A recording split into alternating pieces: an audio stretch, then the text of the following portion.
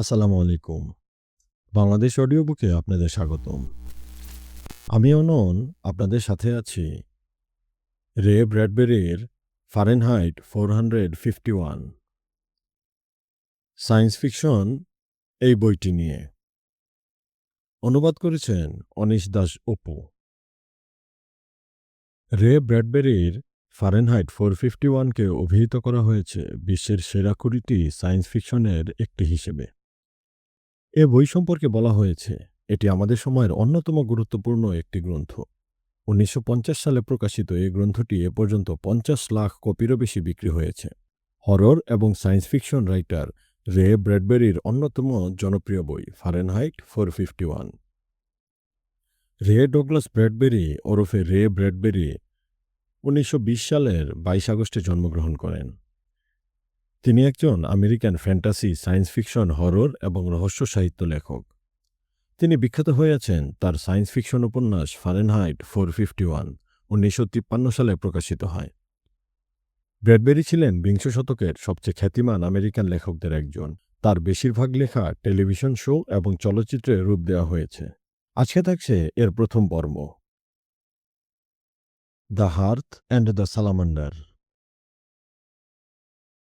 আগুনে পোড়াতে খুব মজা লাগে, খুব আনন্দ হয় দেখতে আগুন কিছু গ্রাস করছে, পুরে কয়লা হয়ে যাচ্ছে, পরিবর্তন ঘটছে। মুঠোতে ধরা পেতলের নজল, ওই বিশাল অজগর সাপটা মুখ দিয়ে পৃথিবীর উদ্দেশ্যে ছুড়ে দিচ্ছে বিষাক্ত কেরোসিন। তার মাথায় দপদপ করে রক্ত, তার হাত যেন কোনো সুরস্রষ্টার হস্ত, আগুনের সবকটা সুর বাজাচ্ছে, পুড়িয়ে দিচ্ছে নেকড়া আর কাঠকয়লা। তার অনুত্তেজিত অবিচলিত মাথার উপর 451 লেখা সিম্বলিক হেলমেট। তার চোখে জ্বলজ্বল করছে কমলা রঙের শিখা।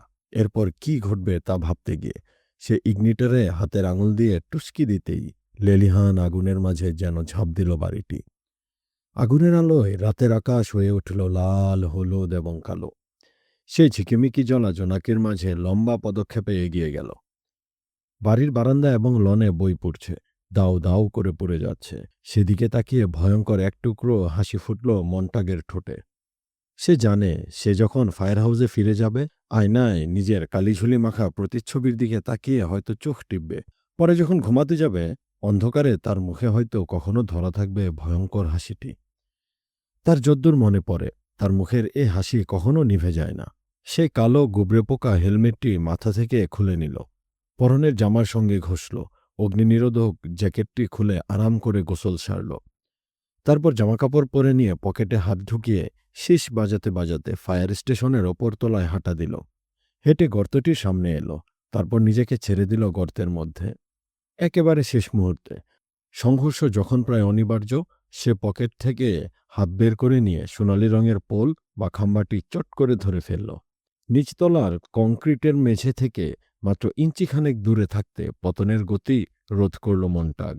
ফায়ার স্টেশন থেকে বেরিয়ে এলো সে। মধ্যরাতে রাস্তা ধরে এগিয়ে চলল সাবওয়ে অভিমুখে, যেখানে নিঃশব্দ এয়ার প্রোপেল ও ট্রেন নীরবে ছুটে চলেছে। সে এসকেলেটরে চড়ল। গরম বাতাস ছড়াতে ছড়াতে চলন্ত সিঁড়ি তাকে পৌঁছে দিল শহরতলিতে। শীষ দিতে দিতে এসকেলেটর থেকে নেমে পড়ল মন্টাগ। পা বাড়ালো রাস্তার মোড়ে। বিশেষ কিছু ভাবছে না সে। মোড়ে পৌঁছানোর পূর্ব মুহূর্তে চলার গতি মন্থর করে ফেলল সে। যেন কোথাও থেকে এক ঝলক বাতাস ছুটে এসেছে, যেন কেউ তার নাম ধরে ডাকল। তারার আলোয় বাড়ি ফেরার পথে রাস্তার ঠিক মোড়ে এলেই গত কয়েক রাত ধরে একটা কেমন গা ছমছমে অনুভূতি হয় মন্টাগের। মনে হয় বাঁক ঘুরলেই টের পাবে কেউ একজন ওখানে ছিল। বাতাস যেন থম মেরে যায়, যেন কেউ একজন অপেক্ষা করছিল চুপচাপ, ঠিক তার আগমনের পূর্ব মুহূর্তে মিলিয়ে গেছে ছায়ায়। তার নাক যেন হালকা একটা সুগন্ধির আভাসও পায়। তার হাতের তালু, মুখ একটা উত্তাপ টের পেয়ে যায়। অনুভব করে এখানে কেউ একজন ছিল বলেই মুহূর্তে এখানকার তাপমাত্রা বৃদ্ধি পেয়েছে 10 ডিগ্রি। তবে এরকম মনে হওয়ার কোনো যুক্তিগত কারণ নেই। যতবার সে মোড় ঘুরে, শুধু সাদা অব্যবহৃত ফুটপাত চোখে পড়ে। হয়তো কোনো এক রাতে ভালো করে দেখার আগে কিংবা কথা বলার আগেই একটা ঝিলিকের মতো কি যেন সে অদৃশ্য হয়ে যেতে দেখেছে লনের মধ্যে। আজ রাতে হাঁটার গতি খুবই মন্থর করল মন্টাগ। প্রায় দাঁড়িয়ে পড়ল। তার মনে হলো সে যেন রাস্তার মোড়ে কাউকে খুব অস্পষ্ট স্বরে ফিসফিস করতে শুনেছে। কেউ কি শ্বাস ফেলল? কেউ কি খুব নিঃশব্দে দাঁড়িয়ে আছে ওখানে? মোড় ঘুরল মন্টাগ। শরতের পত্রপল্লব উঠছে চন্দ্রালোকের ধৌত পেভমেন্টে। একটা মেয়ে এগিয়ে যাচ্ছে ফুটপাত ধরে, মাথাটা সামান্য ঝুঁকিয়ে রেখেছে সামনের দিকে দেখতে তার জুতোর আঘাতে ঝরা পাতাগুলো ছিটকে যাচ্ছে কিনা। তার মুখখানা কোমল এবং দুধসাদা চেহারায় ফুটে আছে প্রবল কৌতূহল। সে মুখ তুলে তাকালো, কালো চোখে বিস্ময় এবং চাউনিতে এমন প্রখরতা যেন কোনো কিছুই তার দৃষ্টি এড়িয়ে যেতে পারে না। মেয়েটির পরনে সাদা একটি ড্রেস। বাতাস লেগে খসখস শব্দ উঠছে। মন্টাগের মনে হলো চলার তালে মেয়েটির নড়াচড়া শব্দও যেন সে শুনতে পেল। মেয়েটি মন্টাগকে দেখতে পেল, পেভমেন্টের মাঝখানে দাঁড়িয়ে আছে। মাথার ওপরের গাছপালা প্রবল শব্দে পাতা ঝরালো। মেয়েটি ঝকঝকে উজ্জ্বল চোখে তাকিয়ে আছে মন্টাগের দিকে, যেন মন্টাগ তাকে খুব মজার কিছু বলেছে। কিন্তু মন্টাগ শুধু তাকে হ্যালো বলেছে। মেয়েটি সম্মোহিতের মতো তাকিয়ে আছে মন্টাগের হাতে আঁকা সালামান্ডারের উল্কি আর বুকে আঁকা ফিনিক্স চাকতির দিকে। তুমি নিশ্চয় আমাদের নতুন পড়শি, তাই না? বলে উঠল মন্টাগ। আর আপনি নিশ্চয়... উল্কি থেকে চোখ তুলল মেয়েটি। ফায়ারম্যান? তার গলার স্বর যেন কর্পূরের মতো উবে গেল। কি করে বুঝলে? আমি চোখ বুঝেও বলে দিতে পারতাম, ধীর গলায় বলল মেয়েটি। কিভাবে? কেরোসিনের গন্ধ থেকে? আমার স্ত্রী তো প্রায়ই এ নিয়ে ঘ্যান ঘ্যান করে, হেসে উঠল মন্টাগ। যতই গা ধোও, কেরোসিনের গন্ধ পুরোপুরি দূর করতে পারবে না। না, আপনার গা থেকে কেরোসিনের গন্ধ আসছে না, অদ্ভুত গলায় বলল মেয়েটি। তারপর দীর্ঘক্ষণ চুপ করে রইল। কেরোসিন? অবশেষে নীরবতা ভঙ্গ করল মন্টাগ। আমার কাছে পারফিউম ছাড়া অন্য কিছু নয়। আপনার কাছে তেমনই মনে হয় বুঝি? অবশ্যই, কেন নয়? একটু ভেবে জবাব দিল মেয়েটি। কি জানি।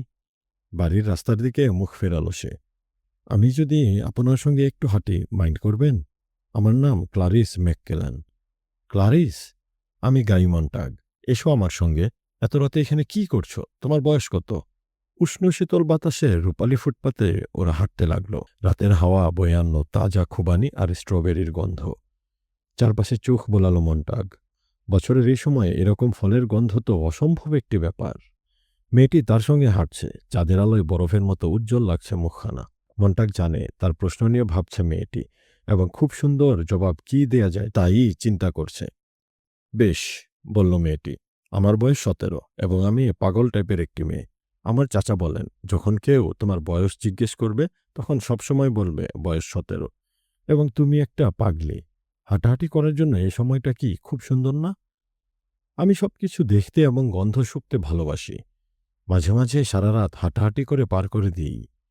ভোরবেলায় দেখি সূর্যোদয়। ওরা কিছুক্ষণ চুপচাপ হেঁটে বেড়ালো। তারপর মেয়েটি অন্যমনস্ক সুরে মন্তব্য করল, জানেন, আমি আপনাকে একটুও ভয় পাই না। অবাক হলো মন্টাগ। আমাকে ভয় পাবে কেন? অনেকেই তো ভয় পায়, মানে ফায়ারম্যানদের ভয় করে। কিন্তু শত হলেও আপনি তো স্রেফ একজন মানুষ। তারপর একটু থেমে জানতে চাইল, আচ্ছা, আপনি ফায়ারম্যান হিসেবে কতদিন ধরে কাজ করছেন? আমার 20 বছর বয়স থেকে। 10 বছর আগে। আপনি যেসব বই পড়িয়েছেন সেগুলোর একটাও কি পড়েছেন? হাসল মন্টাগ। বই পড়া মানা আইনেই আছে। হুম, তা তো আছেই। কাজটা বেশ মজার। সোমবার পোড়াও মিলে, বুধবার হুইটম্যান, শুক্রবার ফকনার। পুড়িয়ে ওগুলো ছাই করো, তারপর ছাইগুলো আবার পোড়াও। এ হলো আমাদের অফিসিয়াল স্লোগান। আরও বেশ খানিকটা এগোবার পরে মেয়েটি প্রশ্ন করল, আচ্ছা, এ কথা কি সত্য যে অনেক কাল আগে ফায়ারম্যানরা আগুন জ্বালাবার বদলে আগুন নেভাত? না, বাড়িঘরগুলো সব ফায়ার প্রুফ, অগ্নি নিরোধক। আমার কথা বিশ্বাস করতে পারো। আশ্চর্য! অথচ আমি শুনেছি অনেক আগে নাকি দুর্ঘটনাবশত বাড়িঘরে আগুন ধরে যেত এবং আগুন নিভাতে লোকে দমকল কর্মীদের খবর দিত। হো হো হো, হাসল মন্টাগ। ওর দিকে ঝট করে তাকালো মেয়েটি। হাসছেন কেন? জানি না। আবার হাসতে লাগলো মন্টাগ। তারপর থেমে গেল। জামায় কালো সুতোয় সেলাই করা 451 লেখা সংখ্যাগুলোর দিকে ইঙ্গিত করল সে। এগুলোর অর্থ বোঝো? বুঝি, ফিসফিস করল ক্লারিস। বৃদ্ধি পেল গতি। বুলেভার্ডে জেট কারের রেসিং দেখেছেন কখনো? তুমি কিন্তু অন্য প্রসঙ্গে চলে যাচ্ছ। মাঝে মাঝে আমার মনে হয় ড্রাইভাররা বুঝতেই পারে না কোনটা ঘাস আর কোনটা ফুল, কারণ ওটা ধীরগতিতে চলে না বলেই ওগুলো দেখতে পায় না, বলল মেয়েটি। আপনি যদি কোনো ড্রাইভারকে ঝাপসা সবুজ কিছু জিনিস দেখান, বলবে ওটা ঘাস, আর ঝাপসা গোলাপি, বলবে ওটা গোলাপের বাগান। ঝাপসা সাদা বাড়ি, ঝাপসা বাদামি গরু, আমার চাচা একবার রাজপথে ধীর গতিতে গাড়ি চালিয়েছিলেন, ঘন্টায় 40 মাইল বেগে। ওরা তাকে 2 দিনের জন্য জেলে পুরে দিয়েছিল। ব্যাপারটা কেমন অদ্ভুত না? তুমি অনেক কিছু নিয়ে ভাবো দেখছি, মন্তব্য করল মন্টাগ। আমি পার্কার ওয়ান দেখি না বললেই চলে, কম যাই রেস দেখতে কিংবা ফান পাবে, তাই উল্টাপাল্টা চিন্তা করার জন্য প্রচুর সময় পাই। আপনি 200 ফুট লম্বা বিলবোর্ডগুলো দেখেছেন? জানেন, একসময় বিলবোর্ডগুলো মাত্র 20 ফুট লম্বা ছিল, কিন্তু গাড়িগুলো এমন জোরে দৌড়াতে শুরু করে যে বিজ্ঞাপনগুলো যাতে বোঝা যায় সেজন্য অত বড় করে ওগুলো বানানো শুরু হয়। জানতাম না তো, হাসল মন্টাগ। বাজি ধরে বলতে পারি আমি অনেক কিছুই জানি যা আপনি জানেন না। সকালে ঘাসের ওপর শিশির পড়ে। এ তথ্যটা জানতো কিনা চট করে মনে করতে পারল না মন্টাগ। এতে অস্বস্তি এবং বিরক্ত লাগলো তার। আর ওদিকে তাকালে আকাশের দিকে ইঙ্গিত করল মেয়েটি। চাঁদে মানুষ দেখতে পাবেন। অনেক দিন আকাশের দিকে তাকায় না মন্টাগ। বাকি পথটুকু নিঃশব্দে হেঁটে পাড়ি দিল ওরা। মেয়েটি মগ্ন থাকল নিজের চিন্তায়। তার বাড়ির সামনে এসে মন্টাগ দেখল বাড়িটি আলোয় ঝলমল করছে। ঘটনা কি? এমন আলোকিত বাড়ি খুব কমই দেখেছে মন্টাগ। আমার বাবা, মা আর চাচা বসে গল্প করছেন বোধহয়। আমি কি আপনাকে বলেছি আমার চাচাকে একবার গ্রেফতার করেছিল স্রেফ পথচারী হওয়ার দোষে? সত্যি আমরা যে কি অদ্ভুত। তোমার কথা ঠিক বুঝলাম না। এ কথায় হেসে উঠল মেয়েটি। Good night. সে বাড়ির দিকে হাঁটা দিল। তারপর কি মনে করে থমকে দাঁড়ালো। ফিরে এলো মন্টাগের কাছে।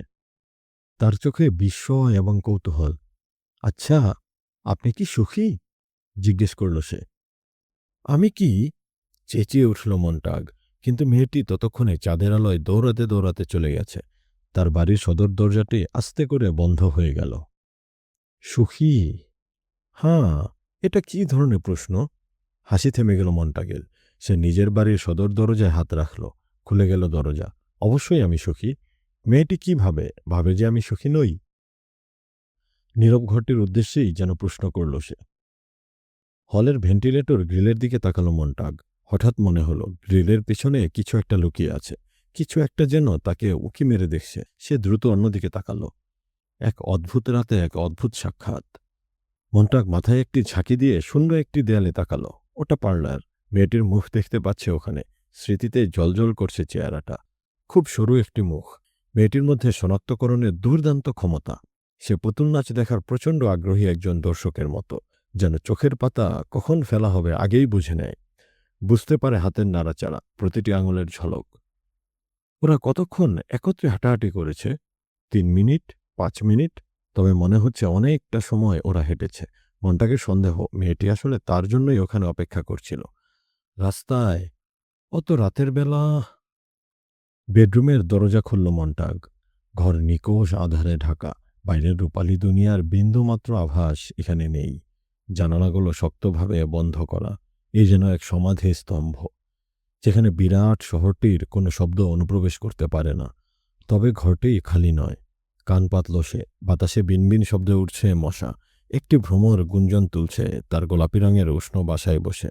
শব্দটা এতটাই প্রখর যে সুরটা পরিষ্কার অনুসরণ করতে পারছে মন্টাগ। মন্টাগ টের পেল তার মুখ থেকে ধীরে ধীরে মিলিয়ে গেল হাসি। গলে গেল। গুটিয়ে ফেলল লেজ। যেন অনেকক্ষণ ধরে চমৎকারভাবে জ্বলতে থাকা একটি মোম হঠাৎ গলে গিয়ে নিভে গেল। অন্ধকার। নিজেকে মন্টাগের এখন সুখী মনে হচ্ছে না। সে সুখী নয়। নিজেকে কথাটা শোনালো সে। বুঝতে পারল এটাও আসলে সত্যি কথা। সে সুখটাকে একটা মুখোশের মতো পড়েছিল এবং লনের সেই মেয়েটি মুখোশটা নিয়ে চলে গেছে। তার বাড়ির দরজায় কড়া নেড়ে ওই মুখোশ ফিরে পাবার কোনো উপায় নেই। বাতি না জ্বালিয়েই মনটা কল্পনা করতে পারে এই ঘরখানার চেহারা কিরকম। এখানে কোথায় কি আছে?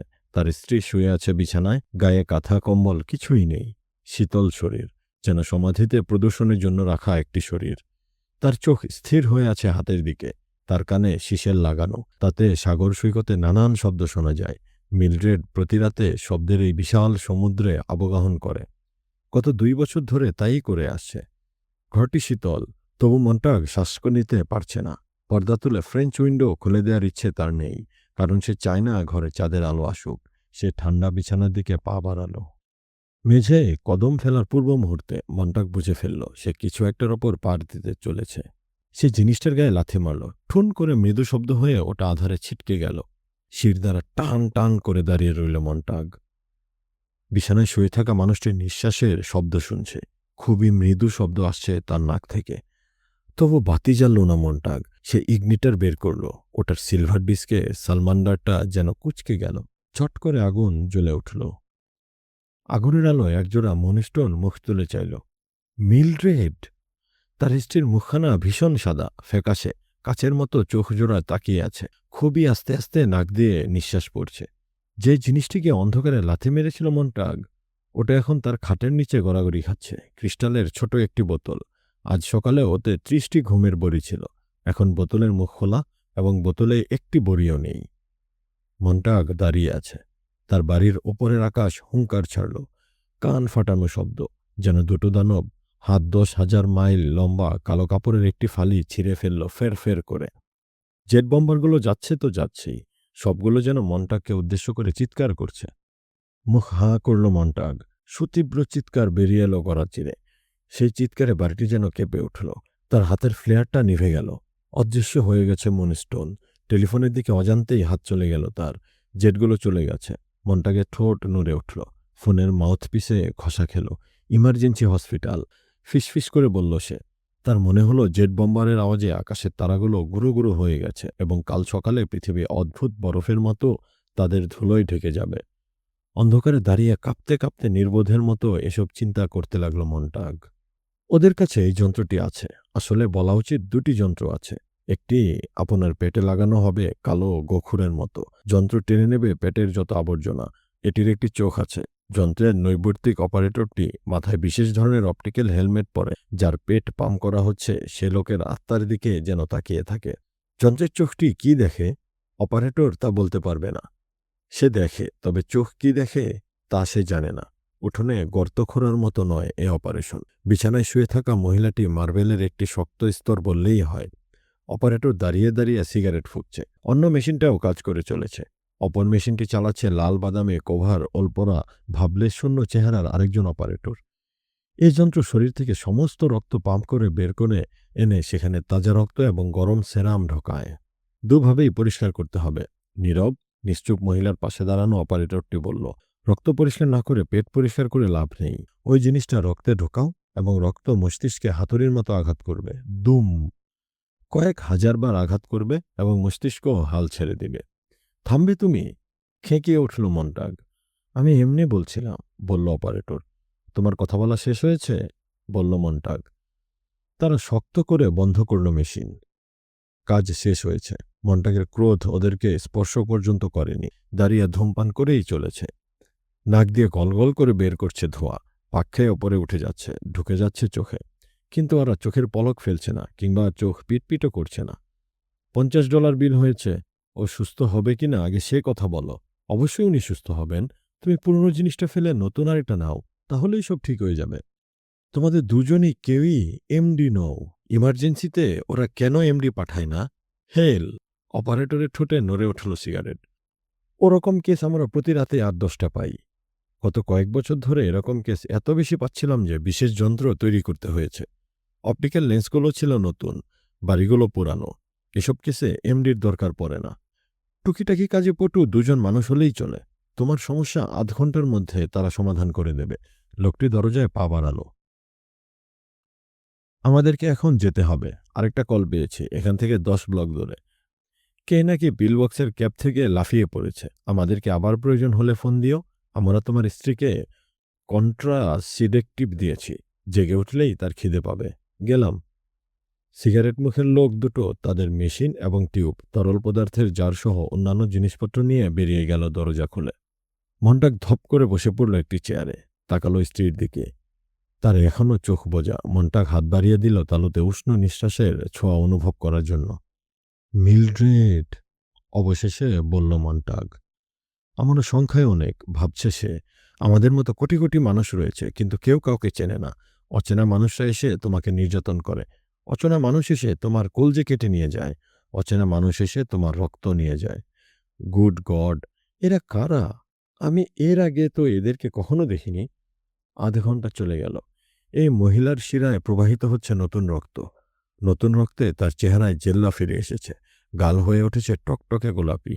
ওষ্ঠদ্বয় দারুণ তাজা এবং লাল, নরম এবং রিল্যাক্সও লাগছে দেখতে। ওর শরীরে অন্য কারো রক্ত। যদি সেই অপরজনের মাংস, মস্তিষ্ক এবং স্মৃতি থেকে থাকে। মন্টাক চেয়ার ছেড়ে দাঁড়ালো। জানালার পর্দা তুলে দিয়ে খুলে ফেলল পাল্লা, যাতে রাতের বাতাস ঘরে ঢুকতে পারে। রাত 2টা বাজে। মাত্র 1 ঘন্টা আগে ক্ল্যারিস ম্যাককেলানের সঙ্গে তার রাস্তায় দেখা হয়েছিল। মাত্র 1 ঘন্টা আগে, কিন্তু ইতিমধ্যে পৃথিবীটা গলে গিয়ে কেন নিষ্প্রভ এবং ম্লান হয়ে গেছে।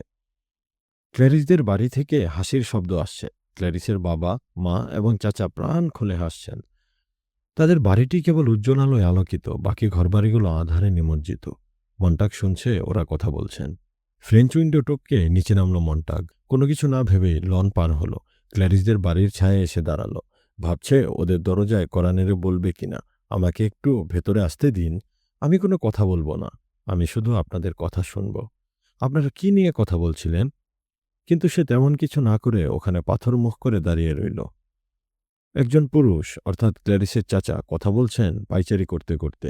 এ হলো ডিসপোজেবল টিস্যুর যুগ। কারো ওপর নাক ঝাড়ো, সর্দি মুছো, ফেলে দাও টিস্যু, তারপর আরেকজনের সঙ্গে একই আচরণ করো। সবাই সবার পিছু লেগে আছে। তুমি হোম টিম করে কি করবে যদি তাদের নামই না জানো? নিজের বাড়িতে ফিরে এলো মন্টাগ। জানালা পুরো খোলাই থাকলো। মিলড্রেডকে একবার পরীক্ষা করে দেখল। শরীরের চারপাশে চাদর গুজে দিল সাবধানে। তারপর শুয়ে পড়ল বিছানায়। একটু পরে ঘুমিয়ে গেল।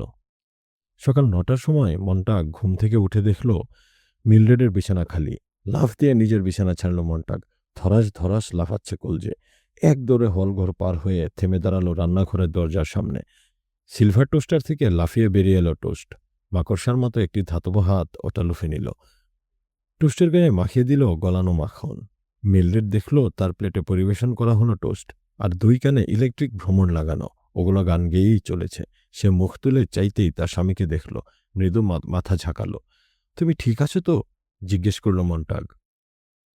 শিশিল ইয়ার থিমলে 10 বছর অ্যাটর্নিশিপ করার ফলে মানুষের ঠোঁটের নড়াচড়া দেখেই মিলড্রেড বুঝতে পারে লোকটি কি করছে।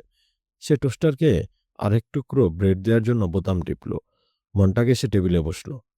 তার স্ত্রী বলল, বুঝলাম না, এত খিদে পেল কেন? তুমি ক্ষুধার্ত? গতরাতে শুরু করল মন্টাগ। ঘুমাতে পারিনি ভালো করে, শরীর খুব খারাপ লাগছিল, বলল মিলড্রেড। গড, এমন খিদে লেগেছে আমার, বোঝাতে পারছি না কেন। বুঝতে পারছি না কেন, গতরাতে আবার বলতে গেল মন্টাগ। মিলড্রেড স্বামীর ঠোঁটের নড়াচড়া লক্ষ্য করছে। গতরাতে কি? তোমার কিছু মনে নেই? কি? আমার কি কোনো আমরা কি কোনো উদ্দাম পার্টি দিয়েছিলাম বা অন্য কিছু? মনে হচ্ছে হ্যাংওভারে ভুগছি। গড, আমার খুব খিদে পেয়েছে। এখানে কারা এসেছিল? কয়েকজন লোক, জবাব দিল মন্টাগ। আমিও তাই ভেবেছি। টোস্ট চিবুচ্ছে মিলড্রেড। পেটটা কেমন ব্যথা করছে, কিন্তু প্রচণ্ড খিদেটা আছেই। আশা করি পার্টিতে বোকার মতো কিছু করে বসিনি। না, মৃদু গলায় বলল মন্টাগ। টোস্টার মন্টাগের জন্য মাখন লাগানো একটি ব্রেড বের করে দিল। সে খাবারটা বাধ্যগত হাতের মতো তুলে নিল হাতে। তোমার চেহারা দেখেও তো খুব একটা ভালো বোধ হচ্ছে না, বলল তার স্ত্রী। শেষ বিকেলে শুরু হলো বৃষ্টি। গোটা পৃথিবী ঢেকে গেল গাঢ় ধূসর রঙের পর্দায়। বাড়িতে হল ঘরে দাঁড়িয়ে আছে মন্টাগ। বেজ পড়ছে। এয়ার কন্ডিশনিং ভেন্টের দিকে অনেকক্ষণ তাকিয়ে রইল সে। তার স্ত্রী টিভি পার্লারে স্ক্রিপ্ট পড়ায় দীর্ঘ সময় ধরে ব্যস্ত। এবারে মুখ তুলে তাকালো। এই, বলল সে। লোকটা চিন্তা করছে। হুঁ, বলল মন্টাগ। তোমার সঙ্গে কথা ছিল। সে বিরতি দিল। গতরাতে তুমি তোমার বোতলের সবগুলো বড়ি খেয়েছ? ওহ, আমি কেন অমন কাজ করতে যাব? মিলড্রেডের কণ্ঠে বিস্ময়। বোতলটা খালি ছিল। আমি অমন কাজ জীবনেও করব না। কেন ওরকম কাজ আমি ঘটাতে যাব? বলল সে। হয়তো 2টো বড়ি খেয়েছিলে তুমি, পরে ভুলে গিয়ে আবার 2টো খেয়েছ, সেগুলোর কথাও আবার ভুলে গিয়ে আরও 2টো খেয়েছ। তুমি নেশার ঘরে এভাবে 30-40টা বড়ি সাবড়ে দিয়েছ। ধ্যাত, বলল মিলড্রেড। এমন বোকার মতো কাজ আমি কেন করতে যাব শুনি? সে আমি জানি না, বলল মন্টাগ। আমি ওই কাজ করিনি। একটুক্ষণ চুপ করে থেকে বলল মিলড্রেড। কোনো দিনই করিনি। ঠিক আছে, তুমি যদি বলো, বলল Montag. That's what the lady said, বলে স্ক্রিপ্টে মনোযোগ ফেরালো মিলড্রেড। আজ বিকেলে তোমার কাজ কি? ক্লান্ত স্বরে জিজ্ঞেস করল মন্টাগ। চিত্রনাট্য থেকে মুখ তুলল না মিলড্রেড। এই নাটকটি 10 মিনিটের মধ্যে ওয়াল টু ওয়াল সার্কিটে দেখানো হবে। আমার অংশটা ওরা আজ সকালে আমাকে মেইল করে পাঠিয়ে দিয়েছে। ওরা স্ক্রিপ্টটা লিখেছে, কিন্তু একটা অংশ বাদ পড়ে গেছে। It's a new idea. Home maker ওটা আমি, বাদ পড়া অংশটা ছিল ওটাই। মিসিং লাইনের প্রসঙ্গ যখন আসবে তখন ৩টে দেয়াল থেকে তারা সবাই আমার দিকে তাকাবে এবং আমি সংলাপ বলবো। যেমন ধরো, লোকটি বলছে, এই আইডিয়াটি সম্পর্কে তুমি কি ভাবছো হেলেন? সে স্টেজের মাঝখানে বসে আমার দিকে তাকায়। আমি তখন বলি, থেমে গেল মিলড্রেড। স্ক্রিপ্টের একটা লাইনের নিচে আঙুল রাখলো। আমার মনে হয় ওটা ঠিকই আছে। তখন সে আমাকে বলে, তুমি কি ওই প্রস্তাবে রাজি হেলেন? আমি বলি, অবশ্যই রাজি। ব্যাপারটা খুব মজার, তাই না? স্ত্রীর দিকে তাকিয়ে রইল মন্টাগ। হেলেন বলল, অবশ্যই ব্যাপারটা মজার। নাটকটা কি নিয়ে? তোমাকে এইমাত্রই তো বললাম নাটকের চরিত্রগুলো হচ্ছে বব, রুথ এবং হেলেন। ওহ, খুবই মজার নাটক। আরও মজা হবে যদি আমরা ৪ নম্বর দেয়ালটা ইনস্টল করতে পারি। কোনো ওয়াল টিভি কিনতে আর কতদিন অপেক্ষা করতে হবে আমাকে? মাত্র তো $২,০০০ দাম। ওটা আমার বাৎসরিক বেতনের ৩ ভাগের ১ ভাগ। মাত্র তো $২,০০০, বলল মিলরেড। আমার মনে হয় তোমার উচিত মাঝে মাঝে আমার বিষয়টিও একটু ভেবে দেখা। আমাদের যদি চতুর্থ দেয়ালটি থাকত, তাহলে এ ঘরটি অভিজাত মানুষদের ঘরের মতো হয়ে যেত। এদিক সেদিক কিছু খরচ কমিয়ে আমরা চতুর্থ দেয়ালটি তো কিনতেই পারি। তৃতীয় দেয়ালটি কিনতে ইতিমধ্যে আমরা অন্য খাতের কিছু খরচ কমিয়ে দিয়েছি। মাত্র ২ মাস হলো ওই দেয়ালটি কেনা হয়েছে। মনে আছে তোমার? ব্যাস ব্যাস, তোমার এই বলার ছিল? স্বামীর দিকে দীর্ঘ একটি মুহূর্ত তাকিয়ে রইল Mildred. Well, good bye dear. Good bye, বলল মন্টাগ। সে রওনা হতে গিয়েও দাঁড়িয়ে পড়ল, ঘুরল। তোমার নাটকের শেষটা কি মিলনাত্মক? এখনও পুরোটা পড়তে পারিনি। মন্টাগ স্ক্রিপ্টের শেষ পৃষ্ঠায় চোখ বোলালো। তারপর ওটা ভাঁজ করে স্ত্রীর হাতে দিল। শেষে বাড়ি থেকে বেরিয়ে পড়ল বৃষ্টি মাথায় নিয়েই। কমে আসছে বৃষ্টি। মেয়েটি মাথা সোজা করে ফুটপাতের মাঝখান দিয়ে হাঁটছে। তার মুখে বৃষ্টির ফোঁটা পড়ছে। মন্টাগকে দেখে সে হাসল। হ্যালো! মন্টাগও প্রত্যুত্তরে স্বাগত সম্ভাষণ জানিয়ে বলল, তুমি এবারে এখানে কি মতলবে? আমি এখনো পাগলি হয়ে আছি। বৃষ্টিটা ভারী ভালো লাগছে। বৃষ্টির মধ্যে হাঁটাহাঁটি করতে মন চাইল। আমার বৃষ্টিতে হাঁটাহাঁটি করতে ভালো লাগে না। চেষ্টা করলে ভালো লাগতো, কখনো চেষ্টাই করিনি। মেয়েটি ঠোঁট চাটল। বৃষ্টির পানির স্বাদও ভালো। তুমি কি করো? সবকিছুর স্বাদ নেয়ার জন্য পাড়া মহল্লায় সারাদিন অন্তত একবার টোটো করে বেড়াও? জিজ্ঞেস করল মন্টাগ। কোনো দিন ২ বারও। মেয়েটি নিজের হাতের দিকে তাকালো। তোমার হাতে কি? জানতে চাইল মন্টাগ। এ বছরের শেষ ড্যান্ডেলিয়ন, উজ্জ্বল হলুদ রঙের ফুল। বছরের এই সময়টাতে বাগানে এই জিনিস পেয়ে যাব কল্পনাই করিনি। আপনি কখনো এ ফুলটি চিবুকের নিচে ঘষেছেন? দেখুন, সে হাসতে হাসতে ফুলটি দিয়ে নিজের থুতনি স্পর্শ করল। কেন? চিবুকে এ ফুল ঘষা মানে আমি প্রেমে পড়ে গেছি, তাই কি? মন্টাগ শুধু তাকিয়ে থাকল, কিছুই বলল না। তো, বলল মেয়েটি, তোমার থুতনির নিচে হলুদ রং লেগে আছে। চমৎকার! এবার আপনি চেষ্টা করে দেখুন। আমি চেষ্টা করলেও কাজ হবে না। ধরুন। মন্টাগ সরে যাওয়ার আগেই ক্ল্যারিস ড্যান্ডেলিয়নটি তার থুতনির নিচে ঘষে দিল। সে চমকে পিছু হটল। হি হি করে হাসল মেয়েটি। নড়াচড়া করবেন না, দাঁড়িয়ে থাকুন। সে মন্টাগের থুতনির নিচে উকি দিল। তার কপালে ভাঁজ পড়ল। কি হলো? জিজ্ঞেস করল মন্টাগ। খুবই দুঃখের ব্যাপার এই যে আপনি কারো প্রেমে পড়েননি, বলল ক্লারিস। আমি অবশ্যই প্রেমে পড়েছি, কিন্তু ফুল তো সেরকম কোনো ইঙ্গিত দিচ্ছে না। তুমি তো ফুলটা নিজের থুতনিতে ঘষে ওটার ১২টা বাজিয়ে দিয়েছ, বলল মন্টাগ। তাই ওটা আমার জন্য কাজ করেনি। দুঃখিত, আপনাকে বোধহয় আপসেট করে ফেললাম। এজন্য আমি খুবই লজ্জিত। সত্যি, খুবই দুঃখিত। সে মন্টাগের কোনোই স্পর্শ করল। না না, দ্রুত বলল মন্টাগ, আমি ঠিক আছি। আমি এখন যাব। কাজেই বলে দিন যে আপনি আমাকে ক্ষমা করেছেন। আমি চাই না আপনি আমার উপর রাগ করে থাকেন। আমি রাগ করিনি, তবে হ্যাঁ, আপসেট হয়েছি। আমি এখন আমার সাইকিয়াট্রিস্টের কাছে যাব। ওরা আমাকে যেতে বাধ্য করে। ডাক্তারকে কি বলবো তা মনে মনে ভাবি আমি। জানি না উনি আমাকে কি ভাবছেন। তিনি জানতে চান কেন আমি বাইরে যাই এবং সারাদিন জঙ্গলে জঙ্গলে ঘুরি, পাখি দেখি, সংগ্রহ করি প্রজাপতি। একদিন আপনাকে আমার কালেকশন দেখাবো। আচ্ছা। ওরা জানতে চায় সারাদিন আমি কি করি। আমি ওদেরকে বলি মাঝে মাঝে আমি স্রেফ বসে থেকে চিন্তা করি। তবে কি নিয়ে চিন্তা করি তা ওদেরকে বলবো না। ওদেরকে মাঝে মাঝে বলি মাথাটা এভাবে কাত করে আমি বৃষ্টির পানি খাই। স্বাদটা লাগে মদের মতো। আপনি কখনো বৃষ্টির পানি খেয়েছেন? না। আমি আপনি আমাকে মাফ করে দিয়েছেন, তাই না? হ্যাঁ, একটু ভেবে বলল মন্টাগ। হ্যাঁ, আমি তোমাকে মাফ করে দিয়েছি। ঈশ্বর জানেন কেন। তুমি অদ্ভুত পিকুলিয়ার টাইপের একটি মেয়ে। তুমি খেপাটে। তবু তোমাকে ক্ষমা করা সহজ। তুমি বলেছিলে তোমার বয়স ১৭। আগামী মাসে ১৭তে পা দেব। কি অদ্ভুত! আমার স্ত্রীর বয়স ৩০। অথচ তোমাকে সময়ের চেয়ে অনেক বেশি পরিপক্ক মনে হয়। আপনি নিজেও বেশ পিকুলিয়ার স্বভাবের, মিস্টার মন্টাগ। মাঝে মাঝে আমি ভুলে যাই যে আপনি একজন ফায়ারম্যান। আমি কি আবার আপনাকে একটু রাগিয়ে দিতে পারি? বলো, শুনি। এটা শুরুটা কিভাবে হয়েছিল? আপনি এর সঙ্গে জড়ালেন কি করে? কিভাবে আপনি কাজটা পেলেন? এবং কাজটা আপনি নিলেনই বা কেন? আপনি অন্য সবার মতো নন। আমি কয়েকজনকে দেখেছি, তাই ব্যাপারটা জানি। আমি যখন কথা বলি তখন আপনি আমার দিকে তাকিয়ে থাকেন। আমি গতরাতে চাঁদ নিয়ে কথা বলার সময় আপনি চাঁদের দিকে তাকিয়েছিলেন। অন্যরা এ কাজ কখনো করে না। আমি যখন কথা বলছি তখন তারা চলে যায় কিংবা আমাকে হুমকি ধমকি দেয়। আজকাল আর কারো জন্য কারো কোনো সময় নেই। কিন্তু আপনি আমাকে দিব্যি সহ্য করছেন। এসব ব্যাপার একজন ফায়ারম্যানের চরিত্রের সঙ্গে খুব কমই যায়। মনে হয় এরকম আচরণ আপনাকে যেন ঠিক মানাচ্ছে না। মন্টাগের মনে হলো তার শরীর যেন দুই ভাগে বিভক্ত হয়ে গেছে। একটি অংশ উত্তপ্ত, অপর অংশটি শীতল। একাংশে রয়েছে কোমলতা, অপর অংশে কাঠিন্য। একটি অংশ কম্পমান, অপর অংশ তার বিপরীত। দুটো খুর যেন একে অন্যের সঙ্গে ঘষা খাচ্ছে। তুমি তোমার কাজে যাও, মন্তব্য করল মন্টাগ। বৃষ্টির মধ্যে ওকে রেখে ছুটে চলে গেল মেয়েটি। অনেকক্ষণ স্থানুর মতো দাঁড়িয়ে থেকে অবশেষে হাঁটা দিল মন্টাগ। তারপর খুব মন্থর পদক্ষেপে হাঁটার সময় মাথাটা একদিকে কাত করল মন্টাগ। কয়েক মুহূর্ত ওভাবেই থাকল। তারপর হাঁ করল। মেকানিক্যাল হাউন্ডটি ঘুমাচ্ছে। আসলে ঘুমাচ্ছে না, ওটা ফায়ার হাউসের এক অন্ধকার কোণায় স্বল্পালোকিত ক্যানেলে ঘাপটি মেরে বসেছিল। ওটাকে দেখতে এলো মন্টাগ। কুকুরটাকে সবসময় মুগ্ধতা এবং বিস্ময় নিয়ে দেখে সে। হ্যালো, ফিসফিস করল মন্টাগ। রাতগুলো যখন থাকে নিষ্প্রভ, প্রতিটি রাতই অবশ্য সেরকম থাকে। ফায়ার হাউসের লোকগুলো পেতলের দণ্ড বেয়ে নেমে আসে নিচে এবং হাউন্ডটাকে নিয়ে বাজি ধরার খেলা খেলে। ফায়ার হাউসের পরিধির মধ্যে ছেড়ে দেওয়া হয় ইঁদুর, কখনো কখনো মুরগি, আবার বেড়ালও, যেগুলোকে একসময় চুবিয়ে মানা হবে। বাজি ধরা হয় হাউন্ডটি সবার আগে বেড়াল, মুরগি নাকি ইঁদুর ধরবে। 3 সেকেন্ডের মধ্যেই অবশ্য খেলা শেষ। হাউন্ডটির মুখ থেকে ইঞ্জেকশনের সুইয়ের মতো একটি সুই বেরিয়ে আসে। ওতে প্রচুর পরিমাণে মরফিন কিংবা প্রোফেন থাকে।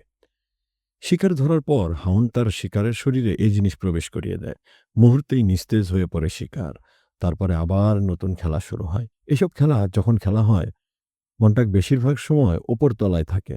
বছর 2 আগে সে এ খেলায় বাজি ধরতে গিয়ে তার 1 সপ্তাহের বেতন খোয়ানোর পর আর এ মুখো হয়নি। মিলরেডও তার উপর খুব রেগে গিয়েছিল। মন্টাগ জুয়া খেলতে গিয়েছিল বলে। আজকাল মন্টাগ তার বাক্সে শুয়ে থাকে, দেয়ালের দিকে মুখ করে। শোনে নিচে বেদম হাসি তামাশা চলছে। ইঁদুর দৌড়াচ্ছে। তারপর মথের মতো অন্ধকার থেকে আলোয় হাজির হয়েছে হাউন্ড। খপ করে ধরে ফেলেছে তার শিকার। শিকারের গায়ে সুই ঢুকিয়ে দিয়ে তাকে মেরে ফেলে আবার ফিরে গেছে নিজের খোয়ারে। কুকুরটা মন্টাগকে দেখে উঠে দাঁড়ালো। গলা দিয়ে বেরিয়ে এলো গর্জন। 1 কদম পিছু হটল মন্টাগ। 1 কদম আগে বাড়ল হাউন্ড। পিতলের দণ্ডটা এক হাতে চেপে ধরল মন্টাগ। দণ্ডটা ওকে পৌঁছে দিল বাড়িটির আপার লেভেলে।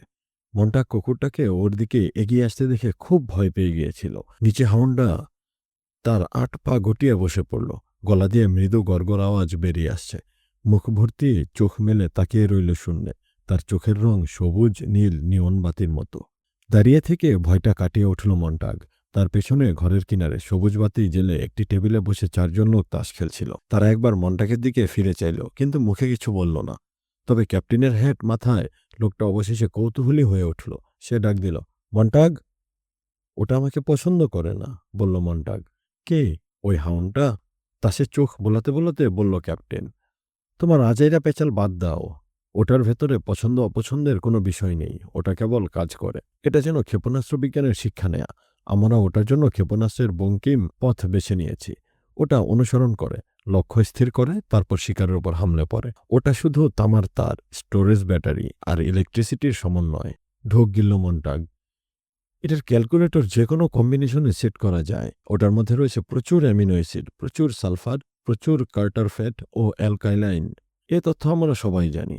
আমাদের সবার কেমিক্যাল ব্যালেন্সে এবং পার্সেন্টেজ নিচের মাস্টার ফাইলে রেকর্ড করা আছে। হাউন্ডের মেমোরিতে কেউ আংশিক কম্বিনেশন খুব সহজেই সেট আপ করতে পারবে। শুধু অ্যামিনো অ্যাসিডের ছোঁয়া লাগলেই হলো। জানোয়ারটা আমাকে দেখে এইমাত্র যে প্রতিক্রিয়া দেখালো তা দেখে সত্যি খুব ভয় পেয়ে গিয়েছিলাম। কেউ ওর ভেতরে যথেষ্ট পরিমাণে মেমোরি সেট আপ করেছে, ফলে আমি ওকে স্পর্শ করা মাত্রই ও ঘেউ করে উঠেছিল। কে ওর ভেতরে মেমোরি ঢোকাতে যাবে? জিজ্ঞেস করল ক্যাপ্টেন। এখানে তো তোমার কোনো শত্রু নেই। আমি যদ্দূর জানি নাই। আমরা আমাদের টেকনিশিয়ান দিয়ে কাল হাউন্ডটাকে একবার পরীক্ষা করে দেখব। এবারেই প্রথম আমাকে ডর দেখায়নি ওটা, বলল মন্টাগ। গত মাসে দুবার এ ঘটনা ঘটেছে। আমরা সমস্যার সমাধান করে ফেলব, চিন্তা করো না। কিন্তু মন্টাগ নিজের জায়গাতেই দাঁড়িয়ে থাকলো, নড়াচড়া করল না। সে বাড়ির বলরুমের ভেন্টিলেটর গ্রিলের কথা ভাবছিল গ্রিলের পেছনে না জানি কি ঘাপটি মেরে বসেছিল। এখানকার কেউ ভেন্টিলেটরের কথা জেনে থাকলেও নিশ্চয়ই হাউন্ডটাকে সে কথা বলে দেয়নি। মন্টাগের দিকে এগিয়ে গেল ক্যাপ্টেন, তাকালো প্রশ্নবোধক দৃষ্টিতে। আমি ভাবছিলাম, বলল মন্টাগ, রাতের বেলা হাউন্ডটা আমাকে কি চিন্তা করে? ওটা কি জ্যান্ত একটা সত্তা হয়ে উঠেছে? ভাবলে আমার গা হাত পা ঠান্ডা হয়ে আসে। আমরা যা চিন্তা করি না বা করতে চাই না, তা চিন্তা করার ক্ষমতা হাউন্ডের নেই। সেটা বড়ই দুঃখের কথা, মৃদু গলায় বলল মন্টাগ। কারণ ওটা আমরা শুধু ব্যবহার করছি শিকার করা, কাউকে খুঁজে বের করা আর খুন জখমের কাজে। ওটা যদি বুঝতে পারতো আমরা ওকে কী সব কাজে ব্যবহার করছি। ক্যাপ্টেন বিটি নাক কুঁচকালেন। হেল, ওটা কারিগর বিদ্যার এক অপূর্ব নিদর্শন। একটা চমৎকার রাইফেল যা নিজের টার্গেট চমৎকারভাবে খুঁজে নিতে পারে এবং প্রতিবার নিখুঁত লক্ষ্যভেদের নিশ্চয়তা দেয়। এজন্যই আমি ওটার পরবর্তী ভিকটিম হতে চাই না, বলল মন্টাগ। কেন বাপু, তুমি কি কিছু নিয়ে অপরাধ ভোগে ভুগছ? মন্টাগ ঝট করে মুখ তুলে চাইল। বিটি ওখানে দাঁড়িয়ে তার চোখে চোখ রেখে খিক খিক করে হাসতে শুরু করল। 1 2 3 4 5 6 7। এ কদিনে যতবার সে বাড়ি থেকে বেরিয়েছে, ক্ল্যারিসকে কোথাও না কোথাও দেখেছে। একবার দেখল মেয়েটা একটা আখরোট গাছে ধরে ঝাঁকাচ্ছে, আরেকবার দেখল বাগানে বসে নীল একটা সোয়েটার বুনছে। মন্টাগ অন্তত 3 4 বার দেখেছে তার বাড়ির বারান্দায় কখনো ফুলের তোড়া রেখেছে ক্ল্যারিস, কখনো বা দোরগোড়ায় সাদা কাগজে সাজিয়ে রেখেছে শরতের পুরনো পাতা কিংবা ছোট্ট ঝুলি বোঝাই কাঠবাদাম। প্রতিদিন রাস্তার মোড়ে মেয়েটির সঙ্গে দেখা হয়েছে মন্টাগের। একদিন খুব বৃষ্টি হলো, পরের দিন আবার সব ফকফকা, তার পরের দিন জোর বাতাস বইল, তারপরের দিন আবার একদম শান্ত স্নিগ্ধ আবহাওয়া, আর তার পরের দিন এমন গরম পড়ল শরীরে ফোসকা পড়ে যাওয়ার অবস্থা। বিকেলবেলা দেখা গেল রোদে পুড়ে গনগন হয়ে আছে ক্ল্যারিসের মুখ। কেন? সাবওয়ে এন্ট্রাসে দাঁড়িয়ে একদিন জিজ্ঞেস করল মন্টাগ। তোমাকে দেখলে মনে হয় বহুদিন ধরে তোমার সঙ্গে সখ্য আমার। কারণ আমি আপনাকে পছন্দ করি, বলল ক্ল্যারিস, আর আমি আপনার কাছে কিছু চাই না। এবং কারণ আমরা পরস্পরকে চিনি। তোমার সঙ্গে কথা বলার সময় নিজেকে খুব বুড়ো লাগে আমার। মনে হয় আমি তোমার বাপের বয়সী। এখন একটা কথা বলুন তো, বলল ক্ল্যারিস। আপনি যদি সন্তান এতই পছন্দ করেন, তাহলে আমার মতো কোনো মেয়ে আপনার নেই কেন? জানি না। ঠাট্টা করছেন? আমি মনে থেমে গেল মন্টাগ, মাথা নাড়ল। ওয়েল, আমার স্ত্রী, সে সে কোনোদিনই সন্তান চায়নি।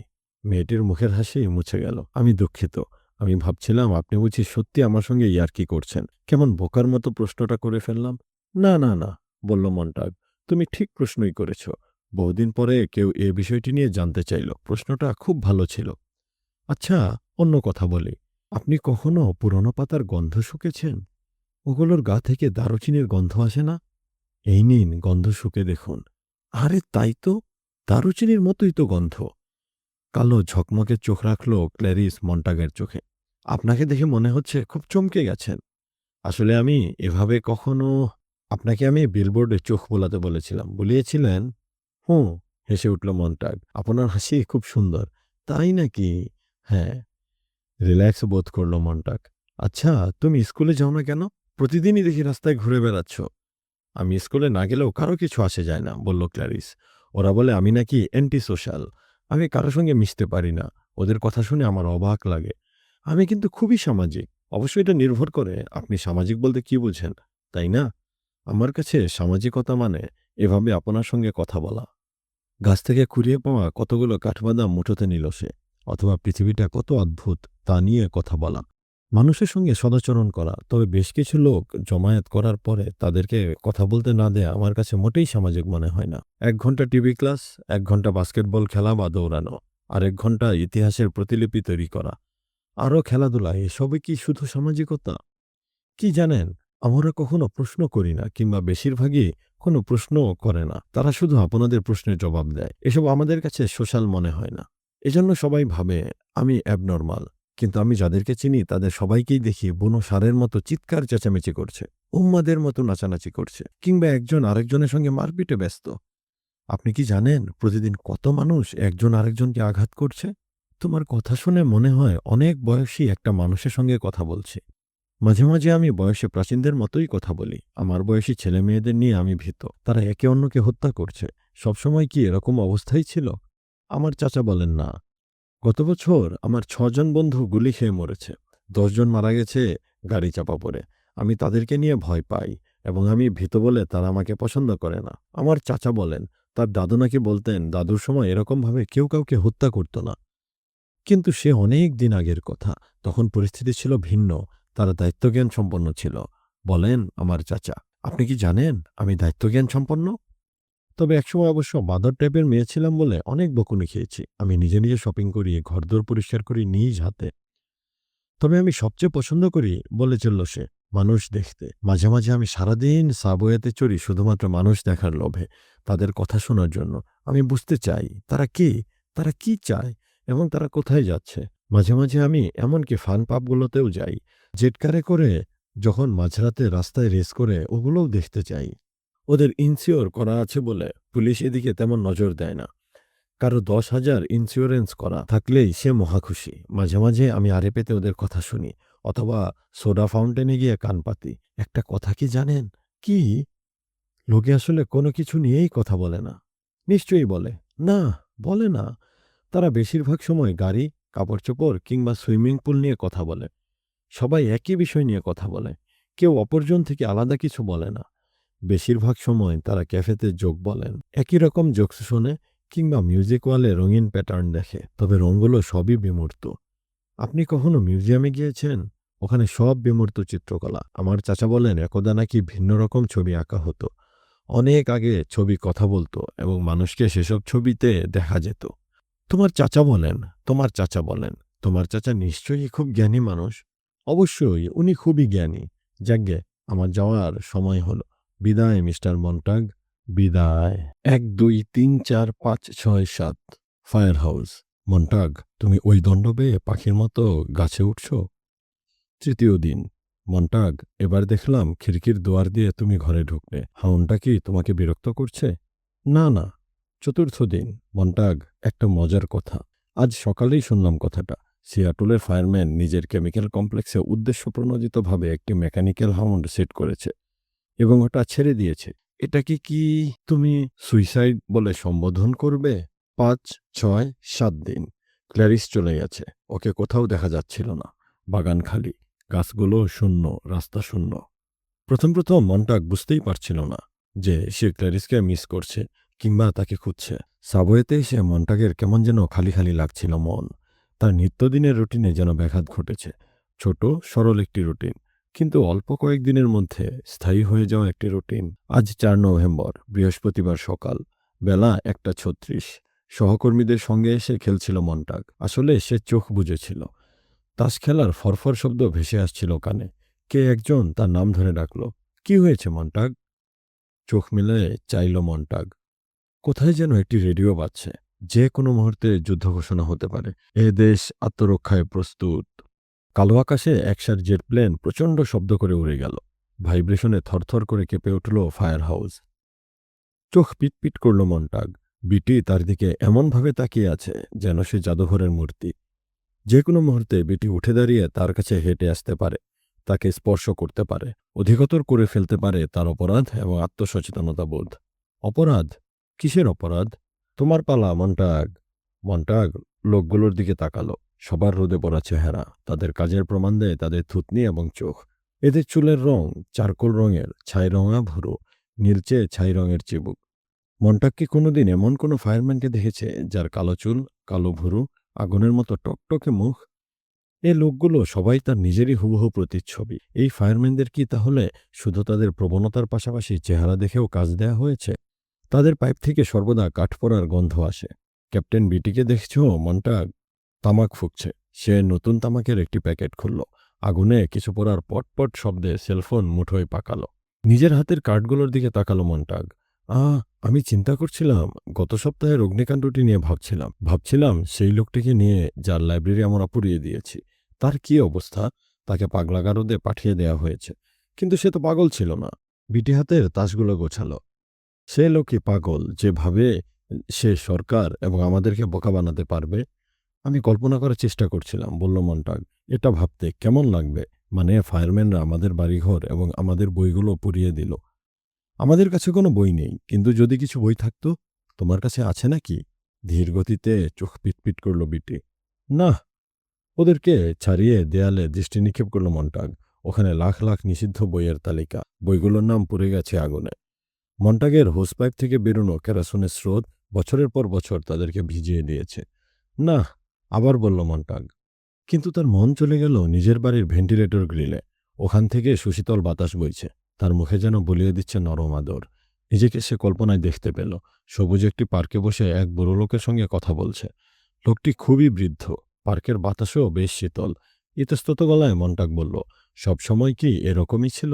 ফায়ার হাউস, আমাদের কাজ, আমি, মানে একদা। একদা? বিস্ময় প্রকাশ করল বিটি। এটা আবার কি শব্দ? গর্ধব।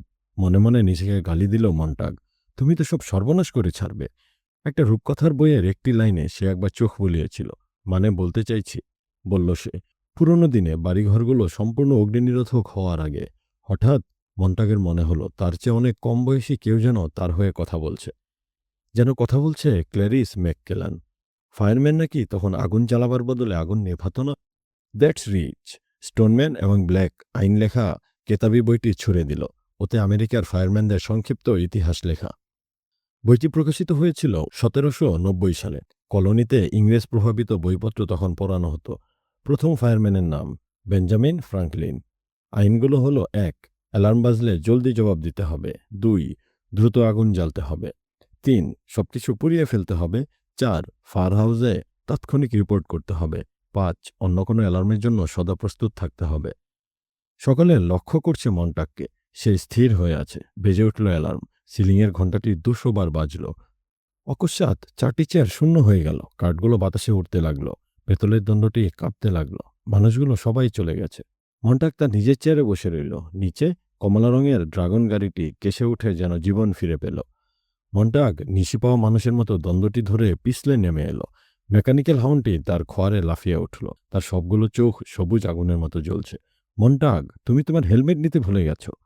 সে দেয়ালের পেছন থেকে হেলমেট তুলে নিল, ছুটল, লাফ দিল। ওরা সবাই চলে গেছে।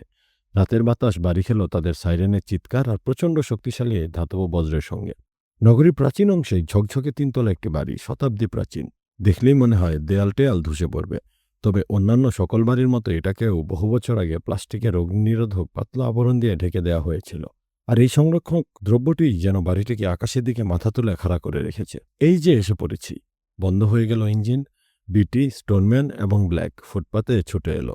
সবার পরনে ফায়ারপ্রুফ স্লিকার। তাদেরকে অনুসরণ করল মন্টাগ। সদর দরজা লাথি মেরে খুলে ফেলল তারা। খপ করে ধরে ফেলল এক মহিলার হাত।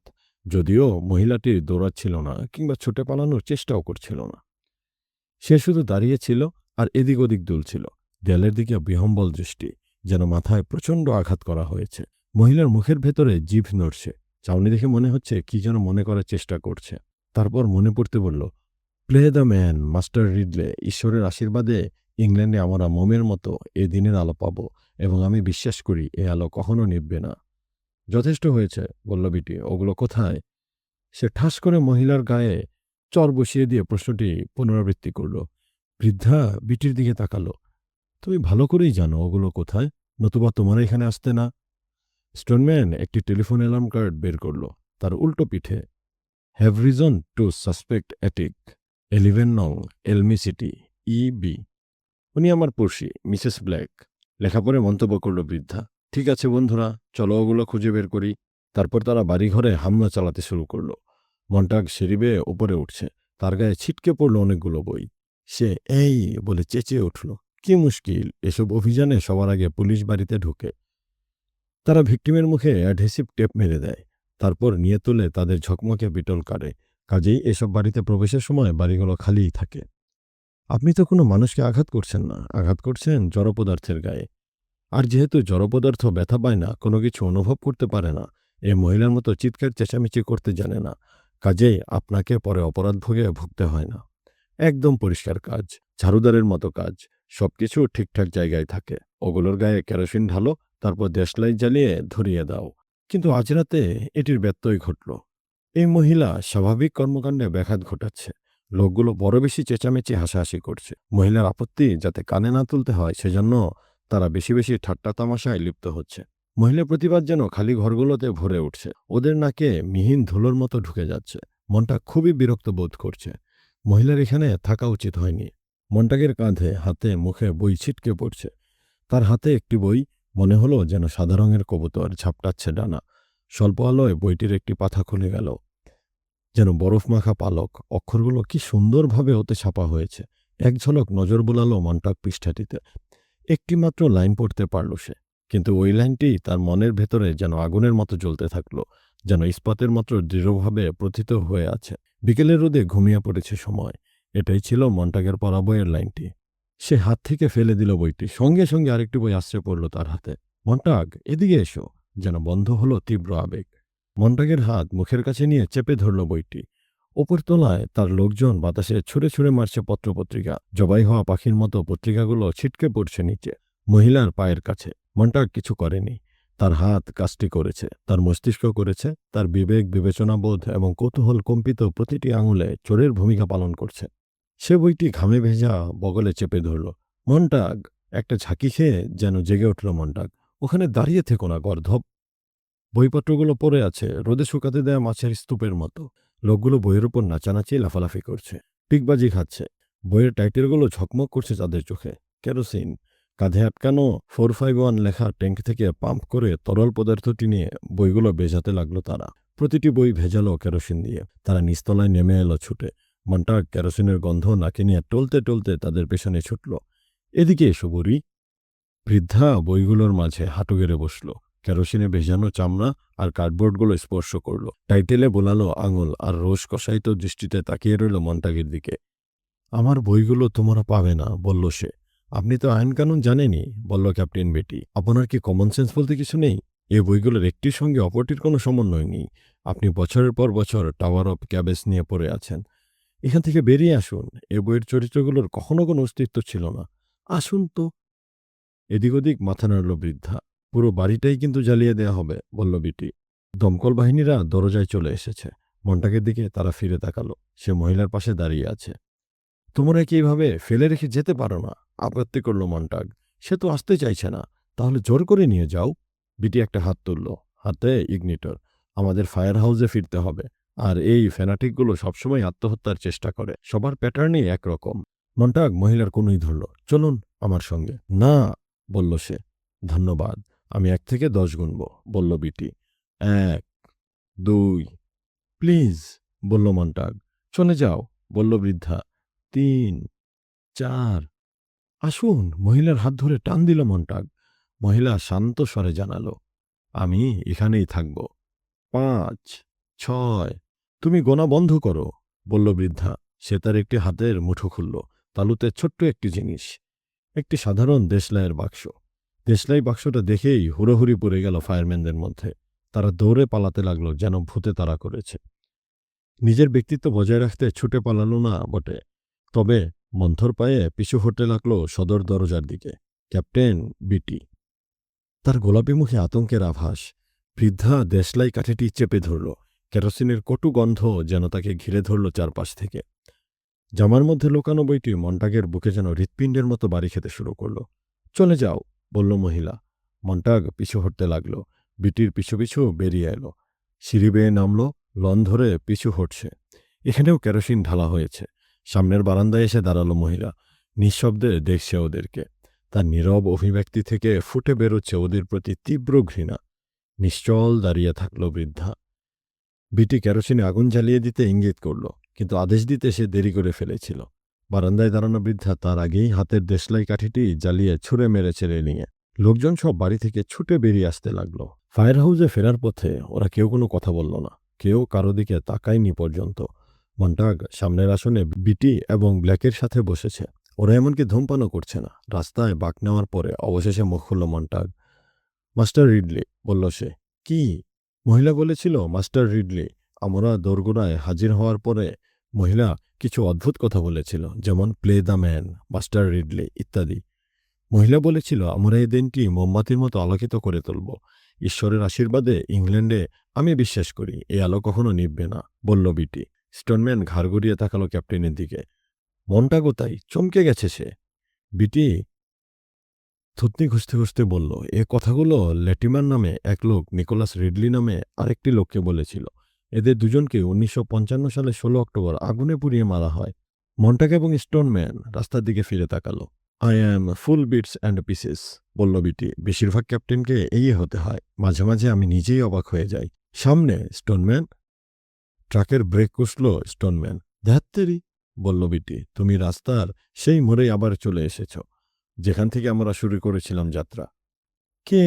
আমি ছাড়া আবার কে? অন্ধকার বন্ধ দরজায় হেলান দিল মন্টাগ। অবশেষে তার স্ত্রী বলল, আচ্ছা, আলোটা জ্বালো। আলো আমার দরকার নেই, শুতে এসো। বিছানায় পাশ ফিরে ছিল মন্টাগের স্ত্রী। ক্যাচকোচ শব্দ তুলে বেড স্প্রিং। তুমি কি মদ খেয়েছ? জিজ্ঞেস করল সে। মন্টাগের হাত কাজ শুরু করে দিয়েছে। টের পেল তার হাত দুটি তার কোট খুলে নিয়ে মেঝেতে ছুঁড়ে মারল। প্যান্ট খুলেও ছুঁড়ে ফেলা হলো অন্ধকারে। তার হাতগুলো সংক্রামিত হয়েছে। টের পাচ্ছে কবজিতে কাজ শুরু করে দিয়েছে। বিষ। সেখান থেকে উঠে যাচ্ছে কনুইতে, তারপর কাঁধে। তার হাত জোড়া যেন ক্ষুধার্ত। তার চোখ জোড়াও খিদে অনুভব করতে শুরু করল, যেন তারা কোনো কিছুর দিকে লোলুপ দৃষ্টিতে তাকিয়ে আছে। তার স্ত্রী ডাকল, তুমি কি করছো? মন্টাক তার শীতল ঘর্মাক্ত আঙুলে বইটি ধরে আছে। 1 মিনিট পরে তার স্ত্রী বলল, মেঝের মাঝখানে দাঁড়িয়ে থাকতে হবে না। গলা দিয়ে মৃদু একটা শব্দ করল মন্টাগ। কি? জিজ্ঞেস করল তার স্ত্রী। আরও নরম শব্দ বেরিয়ে এলো মন্টাগের মুখ দিয়ে। অন্ধকারে হোঁচট খেতে খেতে সে বিছানার দিকে এগোলো। বইটি গুজে দিল বালিশের নিচে। তারপর দরাম করে শুয়ে পড়ল বিছানায়। তার বউ ভয় পেয়ে চেঁচিয়ে উঠল। স্ত্রীর কাছ থেকে দূরে দেয়াল ঘেঁষে শুয়ে রইল মন্টাগ। তার স্ত্রী তার সঙ্গে কথা বলল। মনে হলো অনেকক্ষণ ধরে কথা বলছে। নানান বিষয় নিয়ে বকবক করে যেতে লাগলো। মন্টাগের মনে হচ্ছে 2 বছরের একটি বাচ্চা আধো আধো বলিতে কথা বলছে। কিন্তু মন্টাগ কিছু বলল না, শুধু মাঝে মাঝে মুখ দিয়ে মৃদু শব্দ করল। সে টের পেল তার স্ত্রী ঘরে হাঁটাহাঁটি করছে। তারপর সে বিছানার পাশে এসে দাঁড়ালো।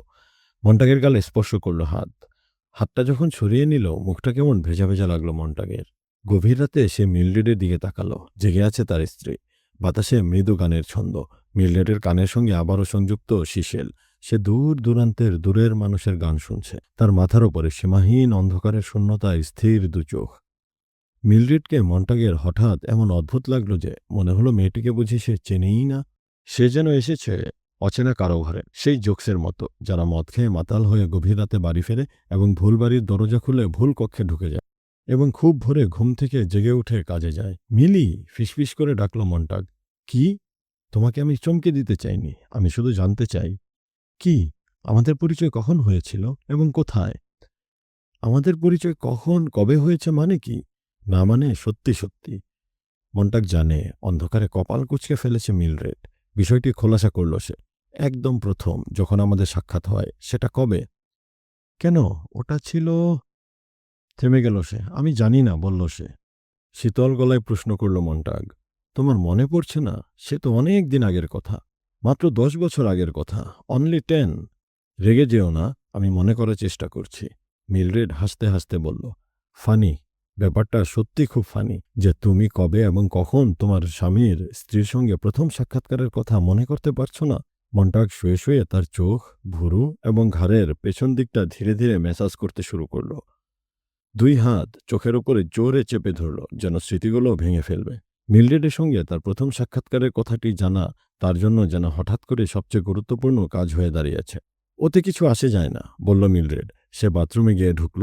পানি পড়ার শব্দ পেল মন্টাগ। গলায় পানি নিয়ে গার্গল করছে মিলরেড। কিছু গেলার শব্দ হলো। না, আমি তা মনে করি না, বলল মন্টাগ। সে গণনা করার চেষ্টা করল মিলরেড কতবার গেলছে। মনে পড়ল জিঙ্ক অক্সাইড চেহারার লোক দুটোর কথা, যাদের মুখে ছিল সিগারেট, এবং মনে পড়ল ইলেকট্রিক চোখের সাপটির কথা। ইচ্ছে করল মিলরেডকে দেখে জানতে চায় আজ সে কতগুলো ক্যাপসুল গিলেছে। মন্টাগের মনে হচ্ছে তার স্ত্রী মারা গেলেও সে কাঁদবে না। তার স্ত্রীর মৃত্যু যেন অচেনা কোনো মানুষের মৃত্যু। ওটা যেন রাস্তার একটা মুখ, খবরের কাগজের একটি ছবি। হঠাৎ সে কাঁদতে শুরু করল তার স্ত্রীর মৃত্যুতে কাঁদবে না ভেবে। নিজেকে তার বড় একাকী, শূন্য এবং খালি খালি মনে হয়। কেন এমন মনে হয়? অবাক হয়ে ভাবে মন্টাগ। কে তোমার আনন্দ স্ফূর্তিগুলো কেড়ে নিল? আর ড্যান্ডিলিয়ন নামে সে অদ্ভুত ফুলটি, ওটাই সবকিছুর শুরু করে দিয়েছিল, তাই না? কি লজ্জা! আপনি কারো প্রেমে পড়েননি? কেন সে প্রেমে পড়েনি? কারণ তার এবং মিলরেডের মধ্যে রয়েছে একটি দেয়াল, আসলে একটা নয়, ৩টা দেয়াল। আর দেয়ালগুলো অনেক দামিও বটে। ওই দেয়ালের মধ্যে বাস করে মিলড্রেডের যত আঙ্কেল, আন্টি, ভাইপো, ভাতিজির দল। শুরু থেকে এদেরকে আত্মীয়স্বজন বলে সম্বোধন করে আসছিল মন্টাগ। আঙ্কেল লুইস, আজ কেমন আছেন? কিংবা আডমন্টি। মিলড্রেডের সঙ্গে সবচেয়ে যে স্মৃতিটি মন্টাগের কাছে স্পষ্ট, তা হল বৃক্ষহীন একটি বনে একটি ছোট মেয়ে, অথবা মালভূমিতে হারিয়ে যাওয়া একটি ছোট মেয়ে, যেখানে বৃক্ষের সমারোহ রয়েছে। আর এসব কিছুই যখন লিভিং রুমের মধ্যে এসে পড়েছে, মন্টাগ যখনই ঘরে ফেরে দেখে লিভিং রুমের দেয়ালগুলো মিলড্রেডের সঙ্গে কথা বলছে। বাথরুম ছেড়ে বিছানায় ফিরল মিলড্রেড। মন্টাগ কিছুক্ষণ পরে ডাকল, মিলড্রেড। ও, ক্ষীণস্বরে সাড়া দিল তার স্ত্রী। মিলড্রেড, তুমি ওই মেয়েটিকে চেনো যার কথা তোমাকে আমি বলেছিলাম? কোন মেয়ে? মিলড্রেডের কণ্ঠ ঘুম জড়ানো। পাশের বাড়ির মেয়েটি। কোনো পাশের বাড়ির মেয়ে? কোন পাশের বাড়ির মেয়ে? ওই যে হাই স্কুলে পড়তে যে মেয়েটি, ক্ল্যারিস নাম। ও হ্যাঁ, বলল তার স্ত্রী। ওকে কয়েকদিন ধরে দেখছি না, 4 দিন হয়ে গেল। তুমি ওকে দেখেছ? না, আমি ওর সম্পর্কে তোমাকে বলতে চেয়েছিলাম। জানি আমি, তবে আমার মনে হয় মেয়েটি চলে গেছে। চলে গেছে? ওর পরিবার বোধ হয় অন্য কোথাও চলে গেছে। কিন্তু মেয়েটি চিরদিনের জন্য চলে গেছে, মনে হয় মারা গেছে। তাহলে তুমি ওর কথা বলছো না? না, সেই একই মেয়ে, ম্যাককেলান। ম্যাককেলান গাড়ি চাপা পড়েছিল 4 দিন আগে, তবে আমি ঠিক নিশ্চিত নই। তবে আমার ধারণা সে মারা গেছে। ওর পরিবার কোথাও যেন চলে গেছে। তা আমি জানি না, তবে ধারণা করছি মেয়েটি আর বেঁচে নেই। তুমি তো এ ব্যাপারে শিওর নও? শুধু শিওর না, অনেক শিওর। তুমি কথাটি আমাকে আগে বলনি কেন? ভুলে গিয়েছিলাম। 4 দিন আগের ঘটনা। বললাম না ভুলে গিয়েছিলাম। 4 দিন আগের ঘটনা। মৃদুস্বরে কথাটা পুনরাবৃত্তি করল মন্টাগ। অন্ধকার কক্ষে দুজনে শুয়ে রইল চুপচাপ, কেউ নড়াচড়া করছে না। গুড নাইট, বলল মিলড্রেড। মৃদু খসখস শব্দ শুনল মন্টাগ। তার স্ত্রীর হাতটি নড়ে উঠল। ইলেকট্রিক থিম্বলটি প্রেইং মেটিসের মতো নাড়াচাড়া করল বালিশের ওপর তার হাতের স্পর্শে। ওটা আবার কানে লাগিয়ে নিয়েছে মিলড্রেড। গুনগুন করে গাইতে শুরু করল। বাড়ির বাইরে একটি ছায়া নড়ে উঠল। শরতের বাতাস বইল, চলে গেল। কিন্তু নীরবতার মাঝেও কিসের যেন একটা শব্দ শুনতে পেল মন্টাগ। যেন জানালায় কেউ নিঃশ্বাস ফেলছে, যেন সবুজাভ একটা ধোঁয়া উঠছে, যেন অক্টোবরের বিশাল একটি পাতা বাগানে উড়তে উড়তে চলে গেল। নিশ্চয়ই ধাতব কুকুরটা, ভাবছে মন্টাগ। আজ রাতে টহলে বেরিয়েছে, দাঁড়িয়ে আছে ওখানে। আমি যদি জানালাটা খুলে দেই? তবে সে জানালাটা খুলল না। পরদিন সকালে জ্বর নিয়ে ঘুম ভাঙল মন্টাগের। তুমি অসুস্থ হতে পারো না, বলল মিলড্রেড। চোখ বুঝে মন্টাগ বলল, হুঁ। জ্বরে পুড়ে যাচ্ছে গা, কিন্তু কাল রাতে তো দিব্যি সুস্থ দেখলাম। না, কাল রাতে আমি সুস্থ ছিলাম না, বলল মন্টাগ। মিলড্রেড ওর বিছানার পাশে দাঁড়িয়ে আছে। চোখ না মেলেই স্ত্রীর উপস্থিতি টের পাচ্ছে মন্টাগ। মিলড্রেডের চুল কেমিক্যালে জ্বলে গেছে, চোখে জমেছে ছানি। তার পুরুষ্ঠ ওষ্ঠজোড়া লাল। ডায়েটিংয়ের কারণে প্রেইং মেন্টিগের মতো দুবলা পাতলা শরীর। গায়ের ত্বক যেন সাদা বেকন। স্ত্রীকে এইভাবেই মনে করতে পারছে মন্টাগ। আমাকে একটু অ্যাসপিরিন আর পানি এনে দেবে? উঠে পড়ো, বলল তার স্ত্রী। দুপুর হয়ে গেছে, স্বাভাবিকের চেয়ে 5 ঘন্টা বেশি ঘুমিয়েছ। পার্লারটা কি বন্ধ করে দেবে? জিজ্ঞেস করল সে। পার্লারটা আমার পরিবার, জবাব দিল মিলড্রেড। গতরাতে ওই পার্লারে মিলড্রেডের পরিবারের নানান সদস্যদের দেখেছে মন্টাগ। পার্লার মানে দেয়াল, যে দেয়ালে মিলড্রেডের চাচা চাচি, ফুপা ফুপু, ভাতিজা ভাতিজি সবাই বাস করে। যখনই বাড়ি ফিরেছে দেখেছে পার্লার বা দেয়ালগুলো কথা বলছে মিলড্রেডের সঙ্গে। কিছু একটা করতেই হবে। হ্যাঁ, কিছু একটা করতেই হবে। স্রেফ দাঁড়িয়ে থেকে কথা বলো না, চলো কিছু করি। কিন্তু মিলড্রেড বুঝতে পারছে না তারা কি নিয়ে কথা বলছে, কিংবা তারা কি করতে চলেছে। দেয়ালে মিলড্রেডের আত্মীয় স্বজনের কথা বলতে থাকে, অর্থহীন সেসব কথাবার্তা। এখন সব ঠিক হয়ে যাবে, বলল একজন খালা। অত বেশি নিশ্চিত হও না, বলে একজন ভাতিজা। আবার রেগে যেও না। কে রেগে যাচ্ছে? তুমি? হ্যাঁ, তুমি। তুমি পাগল। আমি কেন পাগল হতে যাব? কারণ এদের যন্ত্রণায় দিশেহারা হয়ে চেঁচিয়ে ওঠে মন্টাগ। এই লোকগুলো কারা? এরা কি নিয়ে পাগলামি করছে? ওই মহিলা এবং পুরুষটি কে? তারা কি স্বামী স্ত্রী? তারা কি ডিভোর্সড, এঙ্গেজড, না অন্য কিছু? গুড গড, কোনোটার সঙ্গেই কোনোটা জোড়া লাগানো যাচ্ছে না। তারা, বলল মিলড্রেড। ওয়েল, তারা ঝগড়া করল, দেখতেই তো পেলে। আমার মনে হয় ওরা বিবাহিত। হ্যাঁ, ওরা বিবাহিত, কিন্তু কেন? কাল রাতে মন্টাগ পার্লারে অতীতকে আরও দেখেছে। দেখেছে একটি খোলা গাড়িতে সে আর মিলড্রেড চলেছে। ঘন্টায় 100 মাইল বেগে গাড়ি চালাচ্ছিল মিলড্রেড। এজন্য তার সঙ্গে ঝগড়া করছিল মন্টাগ। তারা চিৎকার চেঁচামেচি করে যাচ্ছিল, কিন্তু কেউ কারো কথা শুনতে পাচ্ছিল না। মন্টাগ চিৎকার করে বলছিল, অন্তত মিনিমাম স্পিডে গাড়ি চালাও। কি? চেঁচিয়ে উঠেছিল মিলরেড। বললাম 50 মাইল গতিতে গাড়ি চালাও। শুনতে পাচ্ছিল না মিলরেড। স্পিড? আবার গলা ফাটালো মন্টাগ। কিন্তু মিলরেড গতি না কমিয়ে আরও বাড়িয়ে দিচ্ছিল। এখন এসব কথা মনে পড়ে যাচ্ছিল মন্টাগের। সে অনুনয়ের গলায় স্ত্রীকে বলল, একজন অসুস্থ মানুষের জন্য অন্তত তোমার পার্লারটা বন্ধ রাখো। আচ্ছা, বন্ধ করছি। মিলরেড ঘর থেকে বেরিয়ে গেল, কিন্তু পার্লার বন্ধ না করেই ফিরে এলো। এখন ঠিক আছে তো? ধন্যবাদ। ওটা আমার ফেভারিট প্রোগ্রাম, বলল মিলরেড। তুমি তো আগে কখনো অসুস্থ হওনি, বলে ঘর থেকে বেরিয়ে গেল মিলরেড। কিন্তু আমি এখন অসুস্থ। আজ রাতে কাজে যেতে পারবো না। বিটিকে ফোন করে জানিয়ে দিও। অ্যাসপিরিন কই? পানির গ্লাস হাতে দাঁড়িয়ে থাকা মিলরেডের দিকে তাকালো সে। ওহ, আবার সে বাথরুমে ঢুকলো। কিছু কি ঘটেছিল? একটা অগ্নিকাণ্ডের ঘটনা ঘটেছে, ব্যাস এই। আমার সন্ধ্যাটা খুব ভালো কেটেছে, বাথরুম থেকে বলল মিলরেড। কি করছিলে? পার্লারে ছিলাম। কি দেখছিলে? প্রোগ্রাম। কি প্রোগ্রাম? খুব ভালো কিছু প্রোগ্রাম। কি? তুমি তো জানোই বাঙ্ক। ও হ্যাঁ, বাঞ্চ, বাঞ্চ, বাঞ্চ। হাত দিয়ে চোখ চেপে ধরল মন্টাগ। ব্যথা করছে খুব। হঠাৎ কেরোসিনের গন্ধে বমি এসে গেল। বমি করে ফেলল। গুনগুন করতে করতে বাথরুম থেকে বেরোলো মিলরেড। মেঝেতে বমি দেখে বিস্মিত হলো। বমি করলে যে? বিতৃষ্ণা নিয়ে মেঝেই তাকালো মন্টাগ। আমরা এক মহিলাকে তার বইসহ পুড়িয়ে মেরেছি। তবু ভালো যে কার্পেটটা ধোয়া যায়। মিলরেড একটা ভেজা ঝাড়ু এনে বমি মুছতে লাগলো। আমি গতরাতে হেলেনদের বাসায় গিয়েছিলাম। নিজের পার্লারে শো দেখা যায় না? অবশ্যই দেখা যায়, তবে অন্যের বাড়িতে বসে দেখার মজাই আলাদা। পার্লারে ঢুকলো মিলরেড। তাকে গুনগুনিয়ে গাইতে শুনছে মন্টাগ। মিলরেড গুনগুন করতে করতে ফিরে তাকালো, হাতের আঙুল মুছছে। কাল রাতের ব্যাপারে তুমি কিছু জানতে চাইবে না? জিজ্ঞেস করল মন্টাগ। বলো, শুনি। গতরাতে আমরা 1000 বই পড়িয়েছি, সেই সঙ্গে এক মহিলাকে পড়িয়েছি। তো? পার্লারে বিস্ফোরিত শব্দ হলো। আমরা দান্তে, সুইফট আর মার্কস অরিজিনিলিয়াসের বই পড়িয়েছি। উনি ইউরোপীয় ছিলেন না? হবেন হয়তো সেরকম কেউ। উনি রেডিক্যাল ছিলেন না? আমি তার কোনো বই পড়িনি। উনি রেডিক্যাল ছিলেন। মিলরেড ফোনে হাত রাখল। তুমি নিশ্চয়ই আশা করছো না আমি ক্যাপ্টেন বিটিকে ফোন করব? করতেই হবে। চিৎকার করো না। আমি চিৎকার করছি না। হঠাৎ খুব রাগ হলো মন্টাগের। ক্রোধে প্রকম্পিত হলো শরীর। বাতাস যেন গর্জন ছাড়ল পার্লারে। আমি তাকে ফোন করতে পারবো না। ফোন করে বলতে পারবো না যে আমি অসুস্থ। কেন? কারণ তুমি ভয় পাচ্ছ, মনে মনে ভাবছে মন্টাগ। শিশুদের মতো অসুস্থের ভান। মন্টাগ নিজে ফোন করতে ভয় পাচ্ছে, কারণ এক মুহূর্ত কথা বলার পরে ওদের আলোচনাটা হবে এরকম। হ্যাঁ ক্যাপ্টেন, এখন আমার শরীরটা ভালো ঠেকছে। আমি রাত 10টার মধ্যে চলে আসছি। তুমি অসুস্থ নও, বলল মিলরেড। রাগের চোটে বিছানায় উঠে বসেছিল মন্টাগ। আবার শুয়ে পড়ল। বালিশের নিচে হাত চালিয়ে দিল। আছে, বইটা যথাস্থানেই লুকিয়ে আছে। মিলরেড, ব্যাপারটা কিরকম হবে? ধরো, যদি আমি আমার চাকরিটা কিছুদিনের জন্য ছেড়ে দিই। তুমি সব কিছু ছেড়ে দিতে চাইছো? এতদিন কাজ করার পর চাকরি ছেড়ে দিতে চাইছো এক মহিলা আর তার কিছু বইপত্রের জন্য? তুমি যদি মহিলাটাকে একবার দেখতে মিলি। সে আমার কাছে কোনো অর্থ বহন করে না। তার কাছে বই থাকাই উচিত ছিল না। পুরো দায়ভার তার উপর বর্তায়। বিষয়টি তার একবার ভেবে দেখা উচিত ছিল। আমি তাকে ঘৃণা করি। তার কারণে তুমি চাকরি ছেড়ে দেওয়ার চিন্তা করছো। তুমি তো আর ওখানে ছিলে না, তাই তুমি কিছুই দেখোনি, বলল মন্টাগ। বইয়ের মধ্যে নিশ্চয়ই কিছু আছে, এমন কিছু যা আমরা কল্পনাও করতে পারি না। আর সে কারণে একজন বৃদ্ধ জ্বলন্ত বাড়ির মধ্যে থাকতে চায়। বই ছেড়ে কোথাও যেতে চায় না। নিশ্চয়ই বইয়ের মধ্যে কিছু আছে। তুমি আর বেহুদা কিছু আঁকড়ে ধরে থাকতে চাইবে না।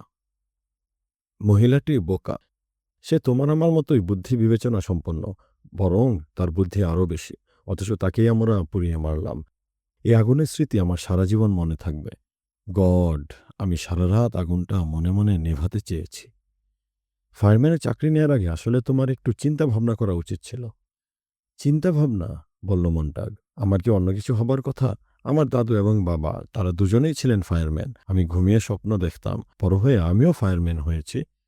পার্লারে নাচের বাজনা বাজছে। আজকের দিনটিতে তুমি আগে আগেই কাজে যাও, বলল মিলরেড।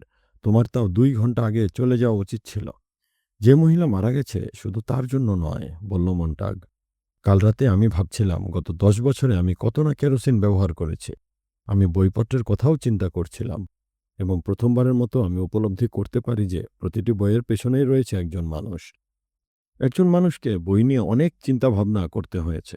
কাগজে কিছু লেখার আগে দীর্ঘ সময় ভাবতে হয়েছে তাকে। এরকম ভাবনা এর আগে কখনো আমাদের মাথায় আসেনি। সে বিছানা থেকে নামল।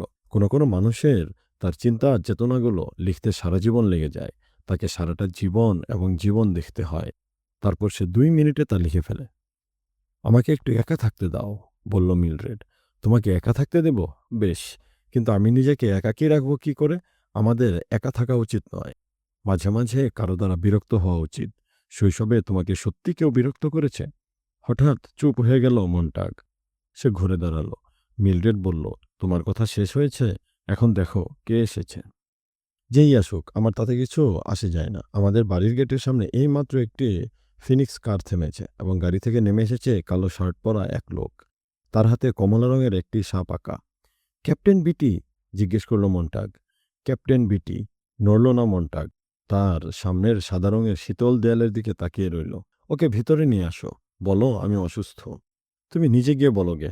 মিলড্রেড কয়েক পা এদিক ওদিক ছুটল, তারপর থেমে দাঁড়ালো। চক্ষু বড় বড় করে তাকিয়ে আছে। ফ্রন্ট ডোর স্পিকার তার নাম ধরে মৃদু স্বরে ডাকল, মিসেস মন্টাগ, মিসেস মন্টাগ, লোক এসেছে।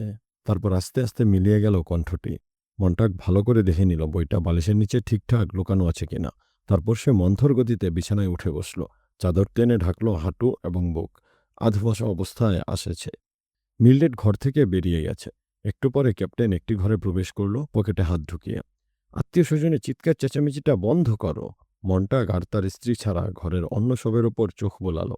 এবারে দৌড়ে গেল মিলড্রেড। পার্লারে চিৎকার চেঁচামেচি বন্ধ হয়ে গেল। ঘরের সবচেয়ে আরামদায়ক চেয়ারটিতে বসল ক্যাপ্টেন বিটি। লাল টকটকে মুখে প্রশান্তির ছাপ। পিতলের পাইপটা ধরালো। সে সময় নিয়ে তারপর মুখ দিয়ে ধোঁয়ার বিরাট মেঘ উদ্গীরণ করল। ভাবলাম যাই একবার দেখে আসি মানুষটা কতটা অসুস্থ। জানলে কি করে? হাসল বিটি ধবধবে সাদা দাঁত মেলে। জানি তো জানি যে তুমি ডিউটিতে যাচ্ছ না। মন্টাক সোজা হয়ে বসল বিছানায়। ওয়েল, বলল বিটি, আজ না হয় ছুটি নাও। সে তার ম্যাচ বক্সটি পরীক্ষা করে দেখছে। বাক্সের গায়ে লেখা, guaranteed 1,000,000 lights in this igniter. সে অন্যমনস্ক ভঙ্গিতে কেমিক্যাল ম্যাচটি জ্বালাতে আর নেভাতে লাগলো। অগ্নিশিখার দিকে তাকিয়ে আছে বিটি। তাকালো ধোয়ার দিকে। কবে সুস্থ হবে? কাল কিংবা পরশু? সপ্তাহের প্রথম দিকে? বিটি পাইপ ফুঁকতে ফুঁকতে বলল, প্রতিটি ফায়ারম্যান আজ হোক বা কাল মনে এই প্রশ্নটা আসবেই। শুধু তাদের বুঝতে হবে, জানতে হবে কিভাবে চাকা ঘোরে, জানতে হবে আমাদের পেশার ইতিহাস। পাইপে জোরে একটা টান দিল সে। আমি তোমাকে জানাচ্ছি। অস্থিরভাবে নড়ে উঠল মিলড্রেড। বিটি তার কথাগুলো গুছিয়ে নিতে ঝাড়া 1 মিনিট সময় নিল। তারপর বলতে শুরু করল, যখন এটার শুরু হয় তোমাদের মনে প্রশ্ন জাগে, এই কাজটা তো আমাদের, কিন্তু এটার শুরু কবে, কখন, কিভাবে? এটার শুরু সিভিল ওয়ার বা গৃহযুদ্ধের সময়ে। যদিও আমাদের আইনি কিতাবে লেখা আছে এর শুরু আরও আগে, তবে সত্য হলো এই যে ফটোগ্রাফির কাল শুরু না হওয়া পর্যন্ত আমরা এগিয়ে যেতে পারিনি। তারপর বিংশ শতাব্দীর শুরুর দিকে এলো চলচ্চিত্রের যুগ, রেডিও, টেলিভিশন। সবকিছু জনগণের মনোযোগ আকর্ষণ করতে লাগলো। তারা জনগণকে গ্রাস করতে শুরু করলো। মন্টাক বসে আছে বিছানায়, নড়াচড়া করছে না। যেহেতু সবকিছু জনগণের নজরে চলে এলো, তাদের আরও সরলীকরণ ঘটল, বলে চলল বিটি। প্রথম প্রথম বইপত্র অল্প সংখ্যক মানুষের দৃষ্টি আকর্ষণ করছিল। পৃথিবীতে মানুষের জন্য অনেক জায়গা ছিল, তবে জনসংখ্যা দ্বিগুণ, তিনগুণ, চতুর্গুণ হারে বৃদ্ধি পেয়ে চলছিল। ফিল্ম, রেডিও, ম্যাগাজিন, বই ইত্যাদি সবকিছু মিলে একটা জগাখিচুড়ি অবস্থা। আমার কথা বুঝতে পারছো তুমি? হ্যাঁ পারছি, বলল মন্টাগ। মুখ দিয়ে ছেড়ে দেয়া ধোয়ার নকশাটি লক্ষ্য করছে বিটি। দৃশ্যপটটি একবার কল্পনায় দেখার চেষ্টা করো। 19 শতকে মানুষ ব্যবহার করত ঘোড়া, কুকুর, ঘোড়ার গাড়ি, সবকিছু স্লো মোশনে চলত। আর বিংশ শতাব্দী আসার পর তোমার ক্যামেরার গতি বেড়ে গেল। ক্লাসিকগুলো সংক্ষেপ করে 15 মিনিটের রেডিও শোতে পরিণত হলো। সেটিকে আরও সংক্ষেপিত করে তৈরি হলো 2 মিনিটের বুক কলাম। তারপর তার অবসান ঘটল 10-12 লাইনের অভিধানে। ব্যাপারটা বুঝতে পারলে তো? তুমি নার্সারি থেকে কলেজে এলে এবং আবার তোমাকে নার্সারিতেই ফিরে যেতে হলো। গত 5 শতক বা তারও বেশি সময় ধরে ওটাই ছিল তোমার ইন্টেলেকচুয়াল প্যাটার্ন। মিলেট ঘরের মধ্যে হাঁটাহাঁটি শুরু করে দিল। এই একটা জিনিস তুলছে আবার রেখে দিচ্ছে। বিটি তাকে অগ্রাহ্য করে বলল। ওদিকে মন্টাগের কলেজে লাফিয়ে উঠল যখন মিলড্রেড হাত দিয়ে ওর বালিশটা ঝেড়ে দিতে এলো। ওর বুকটা কাঁপতেই থাকলো, এ ভেবে না জানি মিলড্রেড বালিশটা তুলে নিয়ে ওর পিঠে বসিয়ে দেয়, ওকে আরাম করে বসতে দেওয়ার জন্য। তখন নিশ্চয় চিৎকার করে উঠবে, গোল্লা গোল্লা চোখে বইটি দেখে বলবে, কি এটা? তারপর বইটা স্পর্শ করবে নিরীহ মুখ করে। ওদিকে ক্যাপ্টেন বিটি বলে চলল, স্কুলের পড়াশোনা সংক্ষিপ্ত করে ফেলা হয়, নিয়মানুবর্তিতায় ঢিল দেওয়া হয়, দর্শন, ইতিহাস, ভাষা ইত্যাদি সব জলাঞ্জলি দেওয়া হয়। ইংরেজি এবং বানান রীতি ক্রমে অগ্রাহ্য করা হতে থাকে। অবশেষে এগুলো পুরোই উপেক্ষা করা হয়। জীবন হয়ে ওঠে উপস্থায়ী। চাকরি বাকরি বিবেচনার মধ্যে আনা হয়। আনন্দ ফুর্তিতে প্রাধান্য দেয়া হয়ে থাকে। দেখি তোমার বালিশটা ঠিক করে দেই, বলল মিলরেড। না, ফিসফিস করে বলল মন্টাগ। জিপার বোতামের জায়গা করে নেয়। মানুষ চিন্তা ভাবনা করার সময় কমিয়ে ফেলে। জীবন হয়ে ওঠে বড় একটা ব্যর্থতা, মন্টাগ। মিলরেড বলল, দেখি তো বালিশটা ঠিক করে দেই। চলে যাও, বলল মন্টাগ। হোয়াই? বালিশের দিকে তাকিয়ে বলে উঠল মিলরেড। ঈশ্বরের দোহাই, আমাকে আমার মতো থাকতে দাও, চেঁচিয়ে উঠল মন্টাগ। বিটি চোখ বড় বড় করে তাকালো ওর দিকে। বালিশের উপর হাতটা জমে গেল মিলরেডের। তার আঙুল খুঁজে পেয়েছে বইটির আউটলাইন। কাঠামোটা বুঝতে পেরে তার মুখে ফুটল বিস্ময়ের চিহ্ন। সে প্রশ্ন করার জন্য মুখ খুলল। বিটি মন্টাকে প্রশ্ন করল, তুমি বেসবল খেলতে পছন্দ করো মন্টাগ? বেসবল খুব ভালো খেলা। বিটিকে এখন তার প্রায় অদৃশ্য মনে হচ্ছে। কণ্ঠটা ভেসে আসছে ধোয়ার একটা পর্দার পেছন থেকে। কি এটা? জিজ্ঞেস করল মিলরেড প্রায় আনন্দিত গলায়। মন্টাগ ওর স্ত্রীর হাতের সঙ্গে শরীর ঘুষল। এখানে কি? বসো, খেকিয়ে উঠল মন্টাগ। লাফ মেরে পিছু হটল মিলরেড। খালি হাত। আমরা কথা বলছি। বিটি কথা বলছে যেন কিছুই ঘটেনি। তুমি বোলিং পছন্দ করো, তাই না মন্টাগ? বোলিং? হুঁ। আর গল্ফ? গল্ফও ভালো খেলা। বাস্কেটবল সুন্দর খেলা। বিলিয়ার্ড, পুল, ফুটবল সব ভালো খেলা, সবগুলোই। সবার জন্য খেলা, গ্রুপ স্পিরিট, মজা এবং আর কিছু তোমাকে ভাবতে হচ্ছে না, তাই না? সুপার সুপার খেলাগুলো অর্গানাইজ করো। বইতে বেশি কার্টুন, বেশি ছবি। মন ক্রমে ক্রমে সব গ্রহণ করতে শুরু করে। রাজপথ ভর্তি মানুষজন যেতে থাকে দূরে কোথাও, আবার কোথাও। শহরের রূপান্তর ঘটে মোটেলে। যাযাবর মানুষ ঘুরে বেড়াতে থাকে এক জায়গা থেকে আরেক জায়গায়। মিলরেড ঘর থেকে বেরিয়ে গেল দরম করে দরজাটা বন্ধ করে দিয়ে। পার্লারে আন্টিরা আঙ্কেলদের উদ্দেশ্যে হাসাহাসি শুরু করে দিল। এখন আসি আমাদের সভ্যতার সংখ্যালঘিষ্ঠদের কথায়। যে দেশে যত বেশি জনসংখ্যা সেখানে তত বেশি সংখ্যালঘু। তোমার এই বইয়ের মানুষজন এই নাটক, এই টিভি সিরিয়াল কিন্তু প্রকৃত চিত্র তুলে ধরার প্রতিনিধি নয়। সমালোচকরা বলেন এখানে বই বিক্রি বন্ধ হয়ে যাওয়াটা আশ্চর্যের কিছু ছিল না। পাবলিকই চেয়েছিল শুধু কমিক্স বইগুলো টিকে থাকুক, আর ৩ মাত্রার সেক্স ম্যাগাজিনগুলো। অবশ্যই শুরুতে সরকারের পক্ষ থেকে কোনো রকম অনুশাসন ঘোষণা কিংবা সেন্সরশিপ ছিল না। টেকনোলজি, জন এক্সপ্লান্টেশন এবং মাইনরিসিটি প্রেশারই এসবের জন্য দায়ী। থ্যাংক গড আজ তুমি ওদেরকে ধন্যবাদ দিতে পারো এই জন্য যে এখন তুমি সবসময় সুখে থাকতে পারছো এবং তোমাকে কমিক্স পড়ার অনুমতি দেওয়া হচ্ছে কিংবা ট্রেড জার্নাল পড়তে পারছো। বুঝলাম, কিন্তু ফায়ারম্যানদের দরকারটা কেন তা তো বোধগম্য হলো না, বলল মন্টাগ। ও। পিটি মুখের সামনে হালকা ধোয়ার পর্দা ভেদ করে মুখটা সামনে বাড়িয়ে দিল। স্কুলে পরীক্ষক, সমালোচক, জ্ঞানী, সৃজনশীল ক্রিয়েটরদের বদলে জায়গা দখল করতে থাকে রানার, জাম্পার, রেসার, গ্লেচার, ফ্লায়ার, সুইমার প্রমুখরা। ইন্টেলেকচুয়াল শব্দটি হয়ে ওঠে শপথ বাক্য। তুমি সবসময় অ্যানফ্যামিলিয়ার হবার ভয়ে ভীত। তোমার নিশ্চয়ই নিজের স্কুলের সবচেয়ে ভালো ছাত্রটির কথা মনে আছে, যে ক্লাসে সমস্ত পড়া পারত আর অন্যরা বোকার মতো বসে থাকত। এই ভালো ছাত্রটিকেই কি তোমরা পরে ধরে নিয়ে গিয়ে অত্যাচার করনি? নিশ্চয়ই করেছ। আমরা আসলে সবাই একরকম। সংবিধান যা বলে আমরা সে অর্থে সকলে জন্মগতভাবে স্বাধীন এবং সমযোগ্যতার নই। আসলে সবাইকে সম্মানযোগ্য বানানো হয়েছে। একজন মানুষ যেন আরেকজন মানুষের প্রতিচ্ছবি। তারা সবাই সুখী, কারণ কোনো পাহাড় নেই যা দেখে ভয়ে গুটিয়ে যেতে হবে। নিজেদের বিচারও তাদের করা হচ্ছে না। বই তাদের কাছে গুলি ভরা বন্দুকের মতো। কাজেই এটা পুড়িয়ে দাও। কে জানে কে কখন একজন পড়ুয়া মানুষের টার্গেট হয়ে উঠবে। আমি তো কখনোই এরকম কোনো টার্গেট হতে চাইব না। বাড়িঘরগুলো যখন পুরোপুরি ফায়ারপ্রুফ হিসেবে তৈরি করা হলো সারা বিশ্বজুড়ে, তখন আর পুরানো উদ্দেশ্য বাস্তবায়নের জন্য ফায়ারম্যানদের প্রয়োজন রইল না। তখন তাদের নতুন কাজ দেয়া হলো। তারা দায়িত্ব পেল আমাদের মানসিক শান্তির রক্ষক বা জিম্মাদার হিসেবে। তারা হলো আমাদের বোধগম্যতার ফোকাস। আমরা যেন হীনমন্যতায় ভোগার আতঙ্কে আতঙ্কিত হয়ে না উঠি, তার কেন্দ্রবিন্দু। সেটাই তুমি, মন্টাগ, এবং সেটাই আমি। পার্লারের দরজা খুলে গেল এবং মিলরেড ওখানে দাঁড়িয়ে ওদের দিকে তাকালো। সে আগে দেখল বিটিকে, তারপর মন্টাগকে। রুমের পেছনের দেয়ালে তখন ঝলমলে আলোর কারসাজি। সবুজ, হলুদ এবং কমলা রঙের হাউই উঠছে, সেই সঙ্গে বাজনা বাজছে। মিলরেডের মুখ নড়ে উঠল। সে যেন কি বলছে, তবে যন্ত্রসঙ্গীতের দামামায় তার কথা শোনা গেল না। বিটি তার তামাকের পাইপটি গোলাপি হাতের তালুতে উপর করল। ছাই পরীক্ষা করছে, যেন ওটা একটা প্রতীক এবং ছাইটি বিশ্লেষণ করা হবে। তুমি নিশ্চয় বুঝতে পারছো আমাদের সভ্যতা এত বিশাল যে আমরা আমাদের সংখ্যালঘুদের ক্রুদ্ধ এবং উত্তেজিত করতে পারি না। নিজেকেই প্রশ্ন করো, প্রধানত আমরা এ দেশে কি চাই? লোকে সুখী হতে চায়, সেটা তো ঠিক।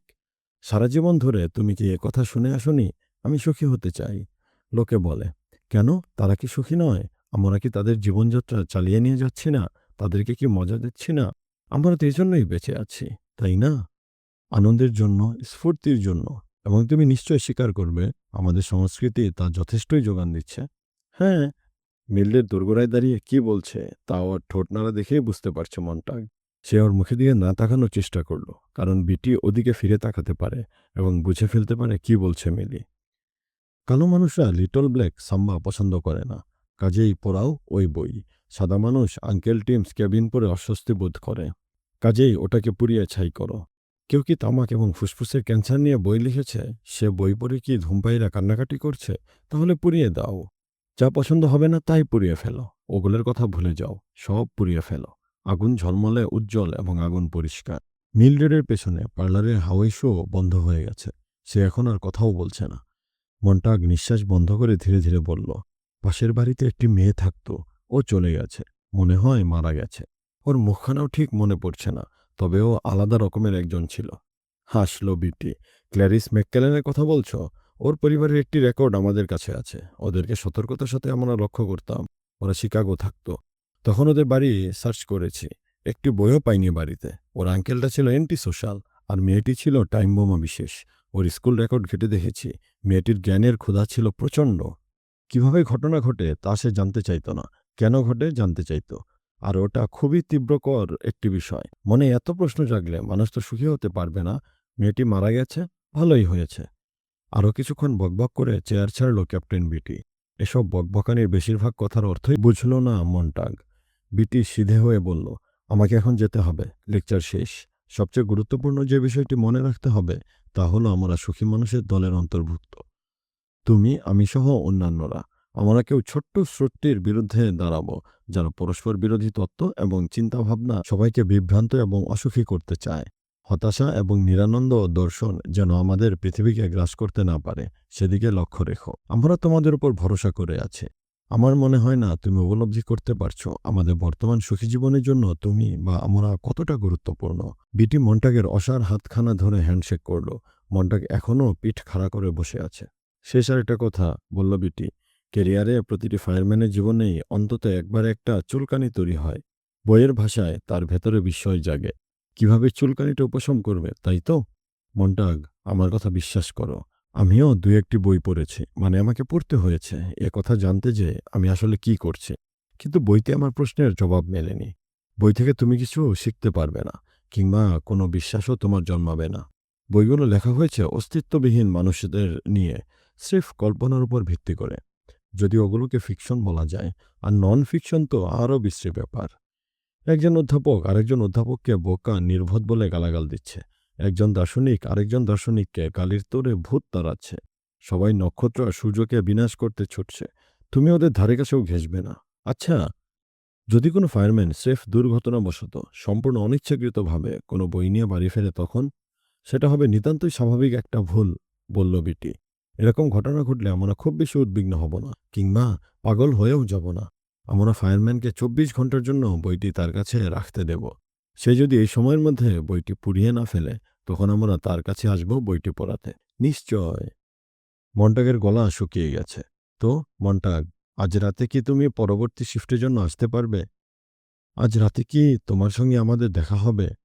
ঠিক জানি না, জবাব দিল মন্টাগ। চোখ বুজল। পরে আসব। তুমি না এলে তোমাকে আমরা খুব মিস করব। অন্যমনস্ক ভঙ্গিতে পকেটে পাইপ রাখতে রাখতে বলল বিটি। আমি আর কোনোদিনই আসব না, মনে মনে বলল Montag. Get well and keep well, বলল বিটি। সে ঘুরে চলে গেল খোলা দরজা দিয়ে। মন্টাগ জানালা দিয়ে তাকিয়ে দেখল বিটি তার হলুদ অগ্নিশিখা রঙের কালো চারকোল টায়ারের গাড়ি চালিয়ে চলে গেল। রাস্তার ওপাশে দাঁড়িয়ে আছে সারবাঁধা কতগুলো ঘর। ক্ল্যারিস একবার বলেছিল এখানকার বাড়িগুলো ফ্রন্ট পর্চ নেই। তবে আমার চাচা বলেন আগেকার বাড়িগুলোতে সামনে বারান্দা থাকতো, ওখানে রাতের বেলা বসে মাঝে মাঝে কথা বলতো লোকে। তাদের যখন কথা বলতে ইচ্ছে করত তখন কথা বলতো, যখন মন চাইতো না, কথা বলতো না, তখন ভাবনার গভীরে ডুবে যেত। আমার চাচা বলেন আর্কিটেক্টরা বাড়িগুলোকে ফ্রন্ট পোর্চ বানানো বাদ দিয়ে দেয়, এ অজুহাতে ওগুলো নাকি ভালো দেখায় না। কিন্তু চাচা বলেন এসব অযৌক্তিক কথা। আসল কারণ হলো তারা আসলে চাননি লোকে বারান্দায় বসে ওভাবে কথা বলুক, রকিং চেয়ারে বসে দুলুক। ওটা নাকি ভুল সমাজ জীবন। লোকে নাকি অনেক বেশি কথা বলতো, আর তাদের চিন্তা করার সময়ও ছিল প্রচুর। তাই তারা বারান্দাগুলো চুরি করে নিয়ে গেছে, সে সঙ্গে বাগানও। এখন আর তেমন বাগান নেই যে বসে কথা বলা যাবে। আর ফার্নিচারগুলো দেখুন, কোনো রকিং চেয়ারও নেই। ওগুলো নাকি খুব বেশি আরামদায়ক। আমার চাচা বলেন, আমার চাচা বলেন, আমার চাচা বলেন। কণ্ঠটি ক্রমে মিলিয়ে গেল। মনটা ঘুরে তার স্ত্রীর দিকে তাকালো। সে পার্লারের মাঝখানে বসে একজন ঘোষকের সঙ্গে কথা বলছে। ঘোষকও তার সঙ্গে কথা বলছে। মিসেস মন্টাগ, বলছে ঘোষক, ইত্যাদি ইত্যাদি। কনভার্টার অ্যাটাচমেন্ট, এই জিনিসটি কিনতে তাদের $100 খরচ হয়েছে। ঘোষক যখন তার দর্শকদের সঙ্গে কথা বলছে, তখন এ বক্সের সাহায্যে মিলনের নাম ওই দর্শকদের কাছে পৌঁছে যাচ্ছে। ঘোষক বলছিল, মিসেস মন্টাগ, এবার এইদিকে দেখুন। মিলরেড মুখ ঘোরালো, যদিও ঘোষকের কথা সে ঠিক মনোযোগ দিয়ে শুনছে না। মন্টাগ বলল, আজ কাজ করতে না যাওয়ার মানে হলো কালকেও কাজে না যাওয়া এবং ফায়ার হাউসে আর কোনোদিনই কাজ না করা। তুমি আজ কাজে যাচ্ছ না? জিজ্ঞেস করল মিলরেড। এখনো ঠিক করিনি। এই মুহূর্তে আমার অদ্ভুত একটা অনুভূতি হচ্ছে। ইচ্ছে করছে সবকিছু ভেঙে তছনছ করে দিই, কাউকে খুন করে ফেলি। বিটলটা নিয়ে রাস্তায় বেরিয়ে পড়ো। না, ধন্যবাদ। বিটলের চাবি রাখা আছে নাইট টেবিলের ওপর। আমার যখন এরকম কোনো অনুভূতি হয়, তখন আমি খুব জোরে গাড়ি চালাই। তুমি ঘন্টায় 95 মাইল বেগে গাড়ি চালিয়ে দেখো, দারুণ লাগবে। মাঝে মাঝে আমি সারা রাত গাড়ি চালিয়ে বাড়ি ফিরি। তুমি ব্যাপারটা জানতেও পারো না। গ্রামাঞ্চলে গাড়ি চালানোর মজাই আলাদা। কখনো খরগোশ চাপা পড়ে, কখনো কুকুর। পিটলটা নিয়ে বেরিয়ে পড়ো। না, এখন ইচ্ছে করছে না। জানি না কেন এমন লাগছে। নিজেকে ভীষণ অসুখী লাগছে। মনে হচ্ছে পাগল হয়ে যাব। মনে হচ্ছে আমার ওজন বেড়ে যাচ্ছে। নিজেকে ভীষণ মোটা মোটা লাগছে। মনে হচ্ছে আমি অনেক কিছু জমিয়ে রেখেছি, কিন্তু জিনিসগুলো ঠিক বুঝতে পারছি না। আমি হয়তো বই পড়া শুরু করে দিতে পারি। তাহলে ওরা তোমাকে জেলে পুরে দেবে, জানো না? মিলরেড এমনভাবে মনটাকে দিকে চাইল, যেন সে কাচের দেয়ালের পেছনে দাঁড়িয়ে আছে। জামাকাপড় পরতে লাগলো মন্টাগ। অস্থিরভাবে বেডরুমে পায়চারি করছে। হ্যাঁ, এই আইডিয়াটা মন্দ নয়। কাউকে আঘাত করার আগে অন্তত বিটির কথা শোনোনি? ও কি বলে গেল শোনোনি? ও সমস্ত প্রশ্নের জবাব জানে। সে ঠিকই বলেছে, সুখটাই আসল, মজাই হলো সবকিছু। অথচ তুমি আমি এখানে বসে ঘ্যান ঘ্যান করে নিজেকে শোনাচ্ছি, আমি সুখী নই, আমি সুখী নই। আমি সুখী, চেহারা উদ্ভাসিত করে বলল মিলরেড, এবং এ নিয়ে গর্বিতও। আমার কিছু একটা করা দরকার, বলল মন্টাগ। কিন্তু কি করব তাই বুঝতে পারছি না। কিন্তু বিরাট কিছু একটা আমি নিশ্চয়ই করব। এসব পেঁচাল শুনে শুনে আমি ক্লান্ত, বলল মিলরেড। সে আবার ঘোষকের দিকে মনোযোগ ফেরাল। মন্টাগ দেয়ালের ভলিউম কন্ট্রোল স্পর্শ করতেই ঘোষকের গলা আর শোনা গেল না। মিলি, বলল মন্টাগ, এ বাড়িটি তোমার মতো আমারও। কাজেই তোমাকে কিছু কথা বলার দরকার আমার। কথাগুলো আরও আগেই বলা উচিত ছিল, তবে বিষয়গুলো আমি নিজের কাছেই স্বীকার করতে পারিনি। আমি কিছু জিনিস তোমাকে দেখাতে চাই, যে জিনিসগুলো আমি গত বছর থেকে লুকিয়ে রেখেছি। জানি না কেন কাজটা করেছি, তবে তোমাকে কখনো বলিনি। মনটাক পিঠ খাড়া করে একটি চেয়ারে ধীরে ধীরে সদর দরজার সামনে নিয়ে এলো। ওটার উপর চড়ল। এক মুহূর্ত মূর্তির মতো দাঁড়িয়ে রইল। তার স্ত্রী চেয়ারের নিচে দাঁড়িয়ে আছে, অপেক্ষা করছে। মনটাক হাত বাড়িয়ে এবার কন্ডিশনিং সিস্টেমের ঝাঁঝরির পেছন দিকে ঠেলে দিল। সে আরও ভেতর দিকে হাত ঢুকিয়ে ডান পাশের একটি ধাতব পাত সরালো। তারপর একখানা বই বের করে আনলো। বইটির দিকে না তাকিয়েই ওটি ছেড়ে দিল মেঝেতে। তারপর আরও দুটো বই বের করে আনলো আগের জায়গা থেকে, এবং বই দুটো ফেলে দিল মেঝেয়। তারপর একের পর এক বই ফেলতে লাগলো। ছোট, বড়, হলুদ, লাল, সবুজ, নানান মলাট ও আকৃতির বই। কাজ শেষ করে নিচের দিকে তাকালো মন্টাগ। তার স্ত্রীর পায়ের কাছে স্তূপ হয়ে আছে গোটা বিশেক বই। মন্টাগ নেমে এলো চেয়ার থেকে। মিলরেড সব হয়ে পিছু হটল, যেন কতগুলো ইঁদুর হঠাৎ লাফ মেরে মেঝে থেকে বেরিয়ে এসেছে। ঘন ঘন নিঃশ্বাস পড়তে লাগলো তার। শুকিয়ে গেছে মুখ, চক্ষুজোড়া বিস্ফোরিত। মন্টাগের নামটি উচ্চারণ করল সে একবার, দুইবার, তিনবার। তারপর ঘুমিয়ে উঠে ছুট দিল সামনে। হাতে একটা বই। দৌড়ালো সে কিচেন অভিমুখে। মন্টাগ তার স্ত্রীকে ধরে ফেলল। মিলরেড ছাড়া পাবার জন্য ধস্তাধস্তি শুরু করল। খামচি দিল স্বামীকে। না মিলি, না, দাঁড়াও, থামো। তুমি জানো না? থামো বলছি। ঠাস করে চর বসিয়ে দিল মন্টাগ স্ত্রীর গালে। মিলরেডকে ধরে জোরে নাড়া দিল। মিলরেড ফুপিয়ে কান্না শুরু করল। মিলি, বলল মন্টাগ, শোনো, আমাকে একটা সেকেন্ড সময় দাও। আমরা এই বইগুলো পড়াবো না। আমি বইগুলো দেখতে চাই। অন্তত একবারের জন্য হলেও এতে চোখ বোলাতে চাই। তারপর ক্যাপ্টেন যা বলল তা যদি সত্যি হয়, আমরা একসঙ্গে বইগুলো পুড়িয়ে ফেলব। আমার কথা বিশ্বাস করো। আমরা একযোগে বইগুলো পড়াবো। স্ত্রীর থুতনি ধরল মন্টাগ। তাকে শক্ত করে ধরে থাকল। আমরা এটা পছন্দ করি বা না করি, আমরা এখন এটার মধ্যে ঢুকে পড়েছি। আমি গত কয়েক বছরে তোমার কাছে কিছুই চাইনি, কিন্তু এখন চাইছি। তোমাকে অনুনয় করছি। এখানেই কোথাও থেকে আমাদের শুরু করতে হবে। জানতে হবে কেন এরকম একটা বিশৃঙ্খল অবস্থার মধ্যে রয়েছে আমরা। তুমি যে অসুস্থ হয়ে পড়লে, তারপর আমার কাজের ধরনটা। আমরা সরাসরি পাহাড়ের চূড়োর দিকে চলেছি। Millie, God, I don't want to go over. ব্যাপারটা মোটেই সহজ নয়। সামনে এগোবার জন্য আমাদের কাছে তেমন কিছুই নেই, তবে আমরা একে অপরকে সাহায্য করে এগিয়ে যেতে পারি। তোমাকে আমার এই মুহূর্তে ভীষণ দরকার। কতটা দরকার বলে বোঝাতে পারবো না।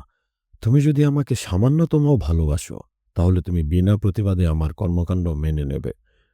২৪ ঘন্টা, বড়জোর ৪৮ ঘন্টা লাগবে কাজ শেষ হতে।